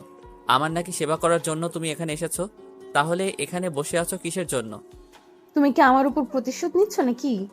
আমি যেটা করেছি তোমার সাথে, তার কি উল্টো প্রতিশোধ নিচ্ছ এখন আমার ভালোবাসার দুর্বলতা নিয়ে? সেটা কেন হতে যাবে? আমি তো শুধু তোমার সাথে একটু ফান করলাম, আর তুমি তো দেখি সিরিয়াসলি কথাটা নিয়ে নিয়েছো। আমি এমনিতেই মজা করে বললাম তোমাকে। আচ্ছা, অনেক হয়েছে, এখন যাও গিয়ে গোসলটা করে নাও। আমি আম্মুর কাছে গিয়ে দেখি রান্না কত দূর। আমার খুব ক্ষুধা লেগেছে। আমার তো আর কোনো কাজ নেই, সকালে গোসল করি, রাতে গোসল করি, যখন বলবে তখন আমি গোসল করব, তাই না? আমি বুঝলাম না তুমি এরকম কেন এত নোংরা হয়ে থাকো। কিসের জন্য? তুমি বাহিরে কতক্ষণ ঘোরাঘুরি করলে, নদীর ধারে গেলাম, কত ধুলো বালি জমে আছে, আর তুমি এখন বলতেছো গোসল করবে না? এটা কি করে হয়? দেখো, এই নোংরা মানুষটার সাথে তোমাকে সারা জীবন কাটাতে হবে। এখন যদি ইচ্ছা হয় তাহলে থাকো, না হলে চলে যেতে পারো তোমার রুমে। যাও, আমি আমার রুমে আছি। আচ্ছা, আমি বাইরে যাচ্ছি এখন। এসে যেন দেখি গোসল করো নাই, তারপর দেখবে কি করি। এখন কিছু করব না, বোঝো নাই? এখন আমি বাইরে যাচ্ছি। এখন আর কারোর সাথে কথা বলার ইচ্ছে নেই আমার। এখন আমিও কারোর সাথে কথা বলতে চাই না, এখন আমি একা থাকতে চাই। এখানে এসে বকবক করার কি আছে? আমি তো তার কথা শুনি না, আমি কানে তুলো দিয়েছি। ভালো হবে না বলে দিচ্ছি। তুমি যদি আরেকবার আমার সাথে এরকম করেছো, তাহলে সত্যি সত্যি কিন্তু কি যে করব বুঝতেছি না। তাই চুপ থাকো। মাহিন চুপ করে রইল, আর কোনো কথা বলল না। দীপাও রুম থেকে বেরিয়ে গেল। সেতু বেগম রান্নার কাজ শেষ করে টেবিলের উপর সবকিছু সাজিয়ে রাখছে, আর তার মেয়েকে দেখে কিছু বলল না, চুপচাপ তার মতো কাজ করে যাচ্ছে। সেটা দেখে দীপা বুঝতে পারলো তার আম্মু নিশ্চয়ই কোনো একটা কারণে তার উপর একটু রেগে আছে। কি করলে আবার দীপা যে তার আম্মু তার উপর রেগে গিয়েছে? দীপা কথাটা ভাবতেছে কিন্তু খুঁজে পাচ্ছে না যে কি করবে। আবার তার জন্য তার আম্মু তার উপর রাগ দেখাচ্ছে, সেটাও তো খুঁজে পাচ্ছে না। দীপা এখন কি করা যায়? কথাটা মনে মনে ভাবতে ভাবতে দীপা তার আম্মুর সামনে গিয়ে দাঁড়িয়ে পড়ল। তার আম্মুকে কোনো কাজ করতে দিচ্ছে না সে। এখন আমার এখানে এসে লাভ কি? আমার তো রান্নার কাজ শেষ, তাই না? তুই কেন আসছিস? তোর জামাইয়ের কাছে থাক। আমার এখানে আসার কি দরকার ছিল? তার কাছেই থাক, এখন তো আমাদের লাগে না তোকে। ও আচ্ছা, তাহলে এই ব্যাপার। আগে বলবা না। আমার তো ফোন ছিল না, কারণ তোমার জামাইয়ের সেবা করলাম। সেবা করছিস, ভালো কাজ করছিস। এখন যা, গিয়ে তাড়াতাড়ি ফ্রেশ হয়ে নিচে আয়, একসাথে সবাই নাস্তা করব। আমার খুব ক্লান্ত লাগছে, ঘুমিয়ে পড়বো। আমি পারবো না, তুমি গিয়ে তোমার জামাইকে ডেকে নিয়ে আসো। আমি পারবো না। আমার মেয়ের জামাই না, তোমার মেয়ের জামাই। তোমার ঠাকা, আমার ঠাকা না। বেশ রকম কথা বলতে পারবো না, যেটা বলছি সেটাই কর। ভালো লাগছে না, বললাম না মাথার যন্ত্রণা করছে। আমারও আর একটু ভালো কথা হচ্ছে। তোর আব্বু ফাইনালি ডিসিশন দেবে কবে বাসায় আসবে। তাই নাকি? এত বড় খুশির সংবাদ তুমি এতক্ষণ পর আমাকে দিলে? এটা ঠিক না। আব্বু বাসায় আসতে চলেছে আর তুমি এখন আমাকে সেটা বলতেছো, তাই না? বললাম এটাই বেশি কারণ। তুই তো তোর আব্বুকে এখন ভুলে গিয়েছিস, তাই তোকে বলে লাভ কি? তার জন্যই বলিনি, এখন মনে হলো বলা উচিত, তাই বললাম। তোমার সাথে আমি ঝগড়া করে পারবো না, তার জন্য আমি চুপ হয়ে গেলাম। আমি উপরে যাচ্ছি, গিয়ে তোমার আদরের জামাইকে নিয়ে আসতেছি। তুমি সব কিছু রেডি করো, আমি আর তোমাকে ডিস্টার্ব করতে চাচ্ছি না। কথাটা বলে দীপা রুমের ভেতর চলে আসলো। রুমে এসে দেখে মাহিন রুমের ভেতর নাই। গেল কোথায়? বাথরুমে গিয়ে দেখে বাথরুমেও নাই। তাহলে আবার গেল কোথায়? দীপা মাহিনের রুমে গিয়ে দেখলো, হয়তো ভেবেছে কোনো কাজের জন্য যেতে পারে, কিন্তু তার রুমে গিয়ে দেখলো সেখানেও মাহিন নেই। এবার দীপার খুব সন্দেহ হতে লাগলো, সে আবার কোথায় চলে গেল এভাবে হঠাৎ করে। দীপা আস্তে আস্তে ছাদের দিকে পা বাড়াতে লাগলো, হয়তো ঘুরতে গিয়েছে একটু হালকা। দীপা ছাদে গিয়ে দেখে যেটা ভেবেছিল সেটাই ঠিক। মাহিন ছাদের এক সাইডে গিয়ে দাঁড়িয়ে আছে আকাশের দিকে তাকিয়ে। কি হলো, তুমি এখানে দাঁড়িয়ে আছো কিসের জন্য এই রাতের বেলায় ছাদে? আর তোমার কি কোনো বিষয় নিয়ে মন খারাপ? না, আমার তো মন খারাপ না, এমনিতে আসলাম রাতটা উপভোগ করার জন্য। তার জন্য অনেক দিন থেকে তো রাতে ছাদে আসি না, তাই আজকে আসলাম। সেটা তো খাওয়া দাওয়া শেষ করে দুজনে একসাথে আসতে পারতাম, তাই না? তুমি আমাকে না বলে একা একা এখানে চলে এসেছো, আর আমি তোমাকে সারা বাড়ি খুঁজতেছি। আচ্ছা তাহলে চলো এখন নিচে যাই। আর এখানে থেকে লাভ কি বলো? গিয়ে খাওয়া দাওয়া শেষ করে নেই। আমি বুঝতেছি না তোমার মনের বিষয়টা, কারণ তোমাকে আমি যখনই দেখেছি তখনই তোমাকে উদাসীন দেখাচ্ছে। ব্যাপার কি, তোমার কি হয়েছে আমাকে বলবে তো, তাই না? আরে পাগলি, আমি একদম ঠিক আছি, আমার তো কিছু হয়নি। তুমি অযথা আমাকে নিয়ে টেনশন করতেছো। দেখো, তুমি আমার থেকে অনেক কিছু লুকিয়ে রাখতেছো, আমি সেটা তোমার চোখ দেখে বুঝতে পারতেছি। কারণ আমিও তোমার চোখ দেখে সব কিছু এখন বলে দিতে পারি তোমার মনের ভিতর কি চলতেছে। তাই আমার থেকে প্লিজ আর কিছু লুকিয়ে রেখো না, যা আছে তোমার মনের ভেতর আমাকে বলো প্লিজ। দেখো, আমার মনের ভেতর কিছু নেই। তুমি এখন চলো আমার সাথে নিচে গিয়ে সবাই একসাথে খাবো। হয়তো আম্মু আমাদের জন্য অপেক্ষা করতেছে আর আমরা এখানে গল্প করতেছি, এটা ঠিক না।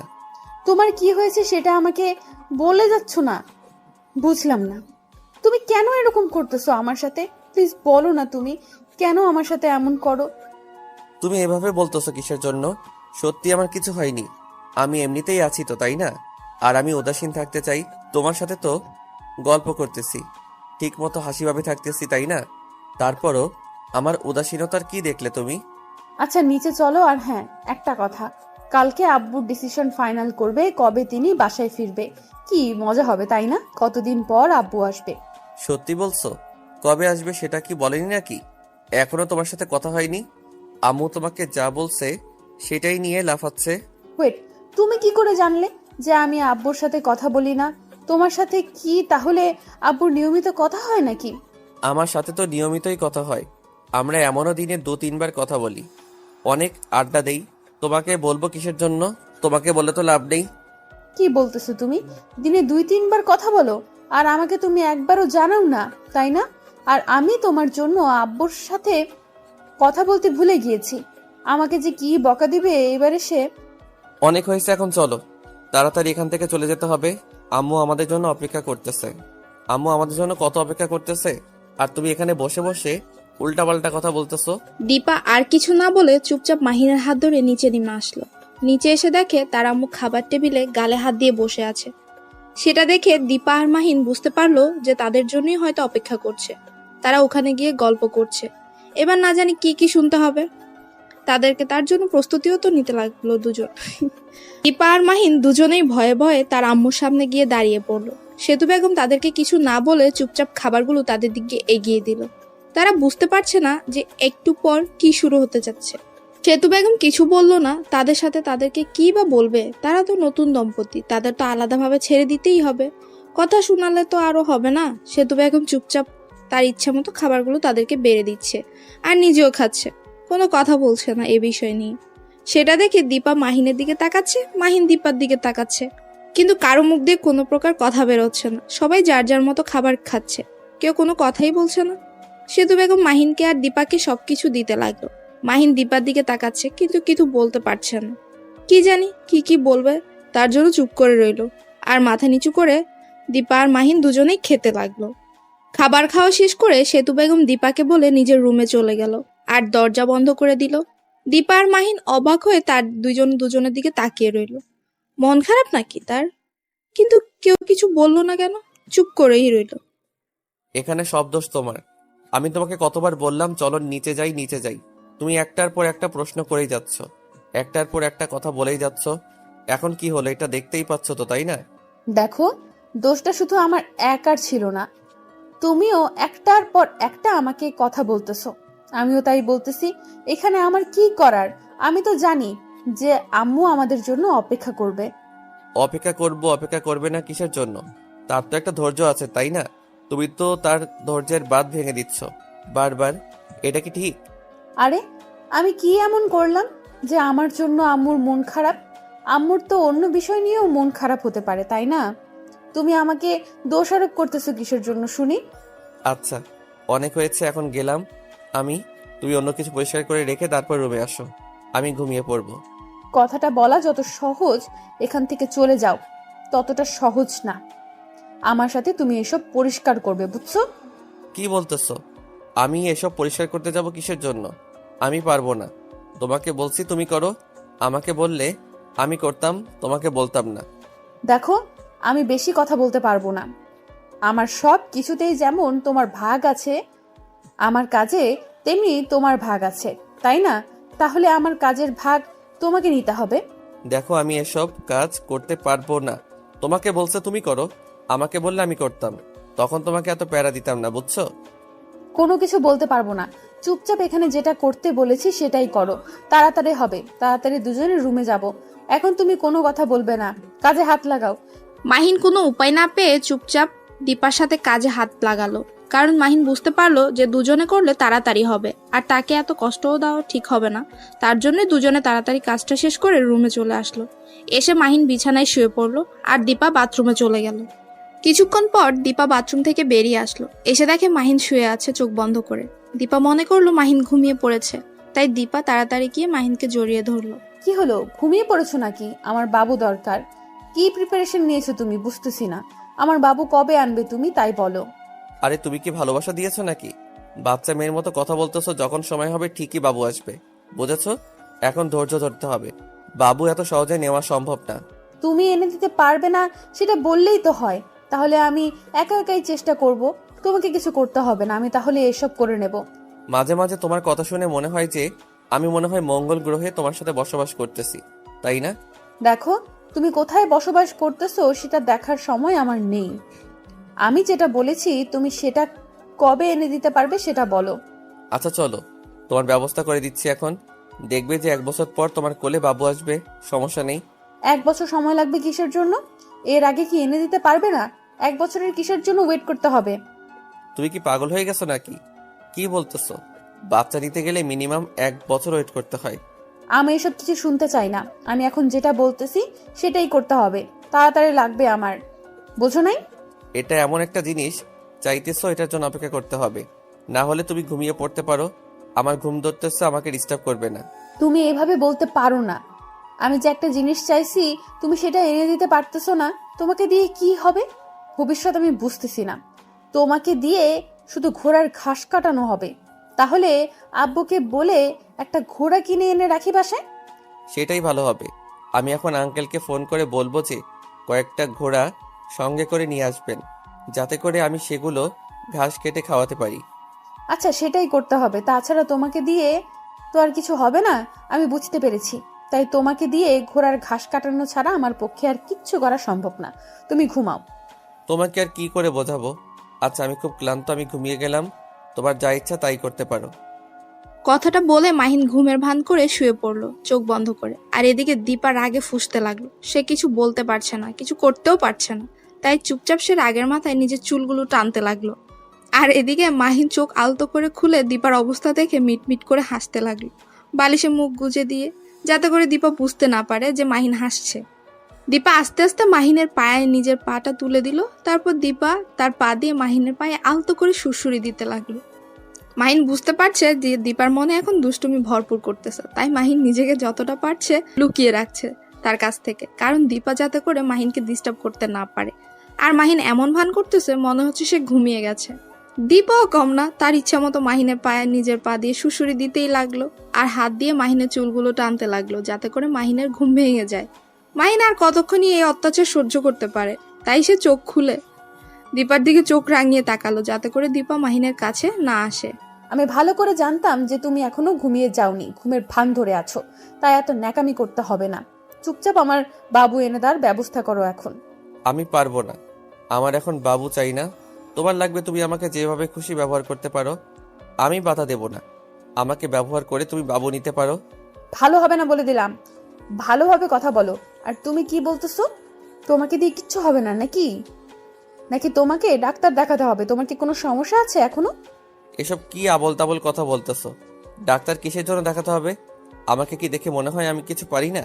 তোমাকে দেখে তো সেটাই মনে হচ্ছে, কারণ তোমাকে দেখে মনে হয় না তোমার শরীরে ক্যালোরির কিছু আছে। সবকিছু মনে হয় হাত দিয়ে শেষ করে দিয়েছো।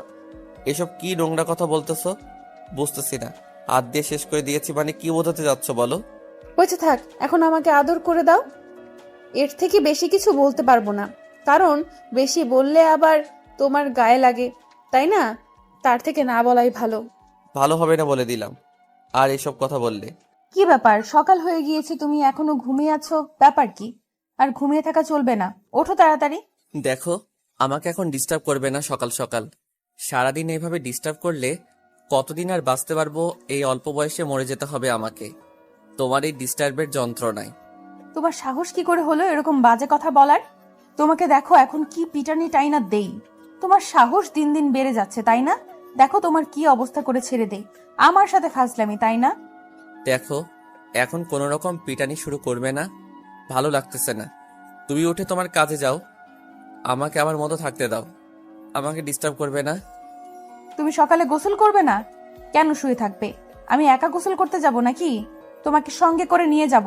এখন তুমি আমার সাথে যাবে, এটাই হলো বড় কথা। তুমি না গেলে কিন্তু পানি এনে ঢেলে দিব। আমি জীবনেও এত গোসল করিনি। তোমার পাল্লায় পড়ে যে এতবার গোসল করতে হবে আমি কখনো কল্পনা করতে পারিনি। সকালে গোসল করব, রাত্রে গোসল করব, দুপুরে গোসল করব। দেখো, ভালো হবে না বলে দিচ্ছি। তুমি এখন সদ্য বিবাহিত, তোমাকে গোসল করতেই হবে। এটাই বাস্তবতার সাথে মিলে যায়, বোঝো নাই? আমি অনেক দেখেছি যারা নতুন বিয়ে করে তারা সব সময় গোসল করে, তাই তুমিও গোসল করবে। বুঝলাম না, তুমি কিভাবে দেখলে যে তারা গোসল করে? তুমি এত লুচ্চা ছিলা যে কে কোথায় কি করে সেটা দেখে বেড়াতে, তাই না? আমি কখনো কল্পনা করতে পারিনি যে তুমি এত লুচ্চা একটা মেয়ে ছিলা। তোমার সাথে এত বকবক করতে পারবো না। বুঝে গেছি তুমি আমার কথা শুনবে না, তাই এর একটা ব্যবস্থা করতেই হবে আমাকে। না হলে তুমি ঠিক হবে না, বোঝো নাই? আমি আর তোমাকে এই বিষয়ে কোনো চাপ দিব না। এখন যা করব সেটা কাজে করে দেখাবো। কথাটা বলে দীপা বিছানা ছেড়ে উঠে বাথরুমে চলে গেল। বাথরুমে গিয়ে এক মগ পানি সঙ্গে করে নিয়ে আসলো। মাহিন চোখ বন্ধ করেছিল আর দীপা সেই সুযোগে মাহিনের মুখের উপর সব পানি ঢেলে দিল। মাহিন চমকে উঠে দাঁড়িয়ে পড়ল আর দীপার দিকে অবাক দৃষ্টিতে তাকিয়ে রইল। মাহিন কখনো ভাবতে পারেনি যে দীপা এইরকম একটা কাজ করে বসবে। মাহিন দীপাকে ধরার জন্য দীপার পিছনে ছুটতে লাগলো। দীপা রুম থেকে বেরিয়ে ছোটাছুটি করতে লাগলো। আর সেতু বেগম এখনো ঘুমিয়ে আছে, তাই তিনি এসবের কিছুই জানেন না। মাহিন দীপার পিছনে ছুটছে আর দীপা সামনে যাচ্ছে। মাহিন তাকে ধরতে পারছে না। তুমি আমার কিচ্ছু করতে পারবে না, কারণ আমার কথা না শুনলে তোমার ভবিষ্যতে এর থেকে আরো করুণ পরিণতি হবে, সেটা তুমি দেখতে থাকবে। আজকে তো শুরু করলাম, তখন শুনলে না, এখন কেন ছুটোছুটি করছো আমার পেছনে? এখন তোমার ঘুম কোন বাড়ি গেল? তোমাকে আগে ধরতে পারি, তারপর দেখো তোমাকে কি শাস্তি দেই। তুমি আমাকে ভিজিয়ে দিয়েছো তাই না? তোমার যে কি করব সেটা এখন তুমি দেখতে পারবে। তুমি আমার কোনো কিছুই করতে পারবে না, বুঝেছো? কারণ আমি জানি তুমি কোনো কিছুই করতে পারো না, কারণ অলস মানুষ কখনো কোনো কিছু করতে পারে না। অলস মানুষ সারা জীবন অলস হয়ে থাকে। তাই নাকি? আচ্ছা, তাহলে আমিও এবার আঙ্কেলের সাথে বিদেশে চলে যাব, আর আসবো না। তখন দেখবো কে আমাকে দেখার জন্য বারবার ফিরে আসতে বলে, কে আমাকে দেখার জন্য বারবার ফোন করে, কে আমাকে দেখার জন্য বারবার আমার কাজে ডিস্টার্ব করে।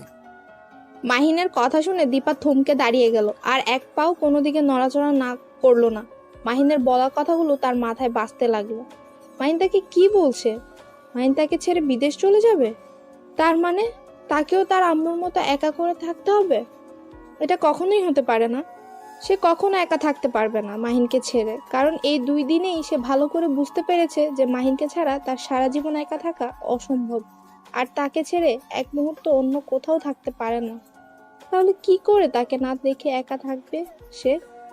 দীপা একদম রোবটের মতো দাঁড়িয়ে কথাগুলো ভাবছে। মাহিন এসে ধরে ফেললো দীপাকে। মাহিন দীপাকে কোলে তুলে নিল। এদিকে দীপার কোনো খেয়ালই নেই সেদিকে। তার মাথায় শুধু একটা কথাই ঘুরপাক খাচ্ছে, মাহিন তাকে ফেলে একা ছেড়ে চলে যাবে। মাহিন দীপাকে কোলে তুলে নিয়ে গিয়ে বাথরুমে নিয়ে আসলো। এখন কি করবে শুনি? এখন কোথায় পালাবে? এখন তো তোমাকে আমি এখানে বেঁধে রাখবো। এখন বুঝতে পারবে যে আমাকে ভিজিয়ে দেওয়ার শখ এবার তোমার মিটবে। মাহিনের কথায় দীপা কোনো রেসপন্স করলো না, কারণ সে এখনো অন্য জগতে আছে। সে শুধু ভাবছে মাহিন কি সত্যিই তাকে ছেড়ে চলে যাবে? সে তাহলে তো কখনো একা থাকতে পারবে না। সে কিভাবে থাকবে? এটা হতেই পারে না, কারণ সে মাহিনকে দূরে কখনো রেখে থাকতে পারবে না। কি হলো, কথা বলছো না যে? কি ভাবতেছো?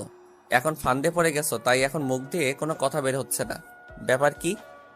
এতক্ষণ তো অনেক বকবক করলে যে তোমাকে ধরতে পারবো না, আমি অলস মানুষ, আর অলস মানুষরা কখনো কিছু করতে পারে না। তুমি অলস হয়ে থাকবে, তোমাকে কোনো কাজে যেতে হবে না। তোমাকে এই অলসতাই ভালো মানায়, কারণ তুমি এইরকম কোনো কাজ কেন করতে যাবে? তুমি সেটা করতে পারবে না, তার থেকে তুমি অলস হয়ে থাকো, সেটাই ভালো হবে। এটা আবার কি ধরনের কথা? আমি কিসের জন্য বসে থাকবো? মানলাম কিছুদিনের জন্য বাসায় থাকলাম, নতুন বিয়ে করেছি তাই বাসায় থাকলাম তোমার সাথে, কিন্তু কিছুদিন পর দেখবে যে আমাকে তোমার সহ্য হবে না, তখন তো আমাকে বাইরে যেতে বলবে। সেটা কখনোই হবে না। আমি যতদিন বেঁচে আছি তুমি অলস হয়ে থাকবে আমার কাছে। তোমাকে কোথাও যেতে হবে না, তুমি আমার সাথে থাকবে, অন্য কোথাও যাবে না, বুঝছো? তুমি যে পাগল হয়ে গিয়েছো সেটা প্রমাণ দিচ্ছ আমাকে এখন। কারণ তুমি কি বলতেছো এসব তুমি ভাবতে পারতেছো? তোমার সাথে যেখানেই থাকি আমাদের তো বাচ্চা হবে তাই না? তাদেরকে খাওয়াবো কি আমরা? কেন, আমার বাপের কি কম আছে নাকি? সেগুলো কে খাবে শুনি?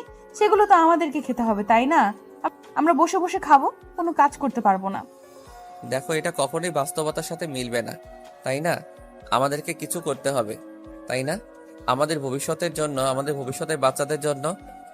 আমি দরকার হলে বাচ্চা নেব না, তাও তোমাকে আমি কোথাও যেতে দেব না, বুঝছো? কারণ তোমাকে ছাড়া আমি থাকতে পারবো না, এটা কখনো সম্ভব না। আমি যেটা বুঝলাম, তোমাকে ছাড়া থাকা আমার পক্ষে সম্ভব না। সেটা না হয় আমিও বুঝলাম, কিন্তু দেখো তুমি কি বলতেছো। বাচ্চা নেবো না কিসের জন্য? বাচ্চা তো নিতেই হবে। আর তুমি তো কালকে বললে যে তোমার বাবু লাগবে, তাহলে এখন বলতেছো বাচ্চা নিবা না, এটা কোন ধরনের কথা? দেখো, যদি তার কারণে তোমাকে আমার কাছ থেকে দূরে চলে যেতে হয়, তাহলে তার জন্য সেই বাচ্চা আমি না নিলাম, তাতে সমস্যা কোথায়? তোমাকে তো দূরে যেতে হবে না, তাই না? দেখো, তুমি এখন স্বাভাবিক মানুষ নেই, আমি বুঝতে পারতেছি। তুমি এখন যাও, গিয়ে ঘুমিয়ে পড়ো। মাথা ঠিক হলে তারপর ঘুম থেকে উঠবে, বুঝছো? এখন আর ঘুম থেকে ওঠার কোনো প্রয়োজন নেই। থাক, একদম মজা নিবা না আমাকে নিয়ে, বুঝছো? কারণ আমি একদম ঠিক আছি, মাথা ঠিক আছে, তাই না? আর তুমি সব সময় আমায় নিয়ে মজা নেওয়া বাদ দাও, বুঝছো? কারণ আমি ইদানিং দেখতেছি তুমি যে কোনো বিষয় পাইলে সেই বিষয় নিয়ে আমার সাথে মজা করা শুরু করে দাও। আচ্ছা, তাহলে আর মজা নিব না। এখন তুমি গোসল করে বেরিয়ে আসো। আমি বাইরে গিয়ে তোমার জন্য অপেক্ষা করতেছি। একটু বাইরে যাব আজকে, আমার একটা ফ্রেন্ড আসার কথা। কি বলছো? আমাকে এখানে ভিজিয়ে দিয়ে তুমি এখন বাইরে চলে যাবে গোসল না করে? এটা কিভাবে সম্ভব? তোমাকে এখন গোসল করতে হবে আমার সাথে, আর আমাকে তুমি সুন্দর করে গোসল করায় দিবে এখন। দেখো, আমি এমন কোনো কাজ করতে পারবো না এখন যেটা তুমি করতে বলবে, কারণ তুমি যেটা করতে বলবা সেটা আমার পক্ষে কখনো সম্ভব না। তুমি ছোট বাচ্চা না যে তোমাকে গোসল করিয়ে দিতে হবে। তুমি বড় হয়েছো, এখন তুমি একজন বিবাহিত মহিলা, এখন আর মেয়ে না। তোমাকে বলতেছি আমাকে গোসল করায় দিতে। গোসল করায় দিবা, ঝামেলা শেষ। এত কথা বলো কিসের জন্য? তুমি সবসময় বেশি কথা বলো, তাই না? নিজের কথাটা একটু কন্ট্রোলে রাখুন। এত বেশি কথা বলা ভালো না। মাহিন কোনো কথা না বলে চুপচাপ দীপাকে গোসল করাই দিতে লাগলো। মাহিনের কেমন যেন লজ্জা লাগছে। তারপরও দীপার চাপে পড়ে মাহিন বাধ্য হয়ে দীপাকে গোসল করিয়ে দিচ্ছে, আর দীপা মাহিনকে বরাবরের মতো ভিজিয়ে দিচ্ছে তার গায়ে পানি দিয়ে। আর মাহিন সেটাও একটু বিরক্ত হচ্ছে না। মাহিন চুপচাপ দীপার অত্যাচারগুলো সহ্য করে দীপাকে গোসল করিয়ে দিচ্ছে, আর দীপা মজা নিচ্ছে। মাহিন যত দ্রুত সম্ভব তত দীপাকে গোসল করিয়ে দিতে লাগলো, কিন্তু দীপা ইচ্ছাকৃতভাবে গোসলটা দেরিতে করতে লাগলো। মাহিন এবার বিরক্তভাবে নিয়ে দীপার দিকে তাকিয়ে রইল, আর দীপা একটু হেসে মাহিনকে চোখ মেরে দিল। মাহিন আর কোনো কথা বলার সাহস পেল না। তারপর দীপাকে গোসল করিয়ে দিয়ে মাহিন বাথরুম থেকে বের হয়ে আসতে যাবে, তখনই দীপা মাহিনকে ভিজিয়ে দিল। মাহিন আর বাথরুম থেকে বের হয়ে বাইরে আসতে পারলো না ভেজা শরীরে। এটা কি ধরনের অসভ্যতামি করছো আমার সাথে তুমি? তোমাকে বলতেছি না আমার ভালো লাগতেছে না, তারপর তুমি আমার সাথে এরকম করতেছো। আমার ইচ্ছার বিরুদ্ধে সবকিছু করাই নিচ্ছ। কই, আমি তো তোমাকে কিছু করিনি। আমি তো শুধু তোমাকে ভিজিয়ে দিলাম। তুমি আমাকে ভিজিয়ে দিলে আর আমি তোমাকে ভিজিয়ে দেব না, এটা কোনো কথা? তাই আমি তোমাকে ভিজিয়ে দিলাম। সমান সমান না হলে আমার মনের ভেতর কুতকুতি থেকে যাবে, যার জন্য ভিজিয়ে দিলাম। দেখো, তুমি বলছো ভেজাতে, তাই আমি তোমাকে ভিজিয়েছি, না হলে আমি তোমাকে ভিজিয়ে দিতাম না। তুমি বলছো বিধায় আমি তোমাকে ভিজিয়ে দিয়েছি। আর এখন তুমি এটা কি ধরনের ব্যবহার করলে আমার সাথে? ফালতু মজা ভালো লাগে না। আচ্ছা হয়েছে, আমার সাথে আর এত রাগ দেখাতে হবে না। এখন তাড়াতাড়ি গোসলটা করে নাও, তারপর বাইরে গিয়ে গল্প করব। এখন আর বাথরুমে থাকতে ইচ্ছে করতেছে না, তাড়াতাড়ি গোসলটা করো। এখন তো তুমি এই কথাই বলবে, আমি সেটা ভালো করে জানি যে এখানে আর তোমার ভালো লাগবে না, কারণ আমাকে ভিজানো শেষ হয়েছে। তোমার তোমার মনের ইচ্ছা পূরণ হয়েছে, আর কি লাগে তোমার? দেখো, তুমি কিন্তু ইদানিং খুব বাড়াবাড়ি করতেছো। যেটা করতে বলছি সেটা করো, না হলে ভালো হবে না। তুমি খুব অল্প কথা বলো কিসের জন্য? যেটা করতে বলি সেটা করো কিসের জন্য? যেটা করতে বলি সেটা করো না কিসের জন্য? কোথায় তুমি? কোথায় চলে গেলে আমাকে একা করে? ফিরে আসো না প্লিজ। আমি আর থাকতে পারছি না একা একা তোমাকে ছাড়া। আমি যেন একটা জিন্দা লাশ হয়ে বেঁচে আছি এই পৃথিবীর বুকে শুধু তোমার অপেক্ষায়। কবে ফিরে আসবে আবার তুমি আমার বুকে? আর কবে আমাকে ভালোবাসবে সেই আগের মতো করে? আমি তোমার ভালোবাসাকে খুব মিস করতেছি। তুমি তাড়াতাড়ি ফিরে আসো আমার বুকে প্লিজ। আর দূরে থেকো না তুমি। কোথায়? ফিরে আসো না প্লিজ, আমি আর সইতে পারতেছি না তোমার যন্ত্রণায় যে আমি প্রতিনিয়ত মরে যাচ্ছি, আবার প্রতিনিয়ত বেঁচে যাচ্ছি শুধু তোমার মুখখানি দেখার অপেক্ষায় আছি। কতদিন ধরে তোমাকে দেখি না, তুমি আর কতদিন এভাবে দূরে থাকবে? বলো না তোমার কি হয়েছিল সেদিনের পর, ফিরে আসো না। কথাগুলো বলে দীপা অঝোর ধারায় কান্না করতে লাগলো। সে আনমনে বৃষ্টির সাথে কথা বলেই যাচ্ছে। আপনারা হয়তো ভাবছেন যে হঠাৎ করে আবার দীপার কি হলো, আর মাহিন কোথায় চলে গেল, আর হঠাৎ করেই তাদের এই রোমাঞ্চকর দৃশ্য এতটাই করুণ হয়ে গেল কিসের জন্য। আসলে সেদিন মাহিন বাসা থেকে বের হয়ে গিয়েছিল, আর বাসায় ফিরে আসেনি। তারপর থেকে দীপা একদম পাগলের মতো ব্যবহার শুরু করে দিয়েছে, কারণ দীপা সবেমাত্র মাহিনকে মন থেকে ভালোবাসা শুরু করে দিয়েছে, একদম নিজের ভেতর অনুভব করা শুরু করে দিয়েছিল। আর তখন যদি প্রিয় মানুষটা হারিয়ে যায়, তখন ভালোবাসার মানুষটা বুঝতে পারে যে তার কাছে তার প্রিয় মানুষটা কতটা প্রয়োজন ছিল, আর তাকে ছাড়া তার প্রতি কদম চলা এখন অসম্ভব হয়ে দাঁড়িয়েছে। দীপার ভেতরটা একদম পুরো ঝাঁঝরা হয়ে যাচ্ছে। কেন মাহিন সেদিন বেরিয়ে গেল, আর কেন ফিরে আসলো না? কেন তাকে এত কষ্ট পেতে হচ্ছে তার ভালোবাসার জন্য?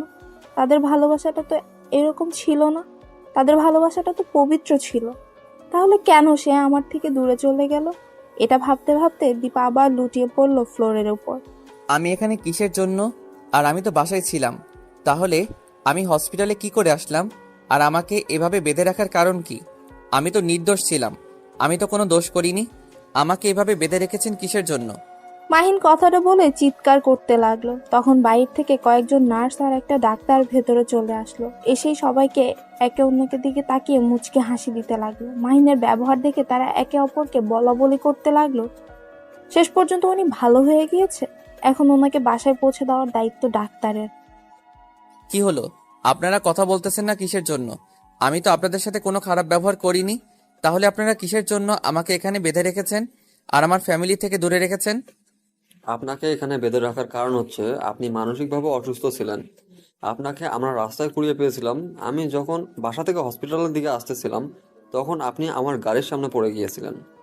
আর আপনার যখন জ্ঞান ফিরলো তখন আপনি আবল তাবল কথা বলা শুরু করে দিয়েছিলেন আর সব কিছু ভাঙচুর করতেছিলেন। তাই আপনাকে এভাবে বেঁধে রাখা হয়েছে। আর আপনার ট্রিটমেন্ট করছি আমরা। তারপর দেখলাম যে আপনি দিন দিন আরও বেশি পাগলামো করতেছেন, তাই আপনাকে এভাবে বেঁধে রাখা হয়েছে। আর এখন তো আপনি পুরোপুরি সুস্থ।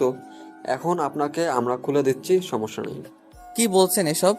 আমি অসুস্থ ছিলাম কতদিন ধরে, আর আমি এখানে আছি কত দূর? আমার ফ্যামিলির মানুষ কি জানে না যে আমি অসুস্থ ছিলাম? আর আপনারা কি একটু যোগাযোগ করার চেষ্টা করেননি তাদের সাথে? আমরা সবার সাথে যোগাযোগ করার চেষ্টা করেছিলাম এবং নিউজেও দিয়েছিলাম, কিন্তু ভাগ্য খারাপ আমরা এখন আছি বাংলাদেশ থেকে অনেক দূরে একটা দেশে আছি, যে দেশে আসা যায় ফিরে যাওয়া যায় না। কি বললেন? এসব আজব কথা। আমি আপনার কোনো কথা শুনতে চাচ্ছি না। আপনি এখন আমার হাতের বাঁধন খুলে দেন। আমি যে কোনো প্রকারে আমি আমার বাসায় ফিরে যাব, কারণ আমার জন্য হয়তো বাসার করুণ অবস্থা হয়ে আছে। তারা যে কি করতেছে না করতেছে, বেঁচে আছে নাকি মরে গেছে সেটাও জানি না। আমাকে এখন ছেড়ে দেন, আমি বাসায় চলে যাব। আপনি এখনো পুরোপুরি সুস্থ না। আপনাকে একা একা ছেড়ে দিলে আপনি কখনো যেতে পারবেন না। এর থেকে চলেন, আমি আপনাকে বাসায় পৌঁছে দিচ্ছি। আর হ্যাঁ, আমি আপনার সাথে একটু মজা নিলাম। সবকিছুর একটা লিমিট থাকে। আপনি লিমিট ক্রস করে আমার সাথে মজা করতেছেন। বুঝতে পারতেছেন আমার কি অবস্থা, আমার মনের কি অবস্থা? আপনি মজা করতেছেন সেটা মেনে নিলাম, এখন আমার হাতের বাঁধন খুলে দেন। তারপর ডাক্তার গিয়ে মাহিনের হাতের বাঁধন খুলে দিল। মাহিন উঠে সোজা হয়ে বাইরে চলে আসতে লাগলো। তখন ডাক্তার ধরে ফেললেন। আর মাহিন প্রচন্ড রেগে গেল। কিছু বলতে পারছে না, কারণ ডাক্তার তাকে এখানে নিয়ে এসে সাহায্য করেছে যার জন্যই মাহিন নিজের রাগটাকে একটু কন্ট্রোল করলো। এদিকে দীপার অবস্থা খুবই খারাপ, কারণ হয়তো দীপা তাকে কতটা পাগলের মতো ভালোবাসে তার প্রমাণ সে পেয়ে গিয়েছিল। দেখেন, আপনি এত উদ্বিগ্ন হবেন না। আমি আপনার সাথে যাচ্ছি তো, এত উদ্বিগ্ন হলে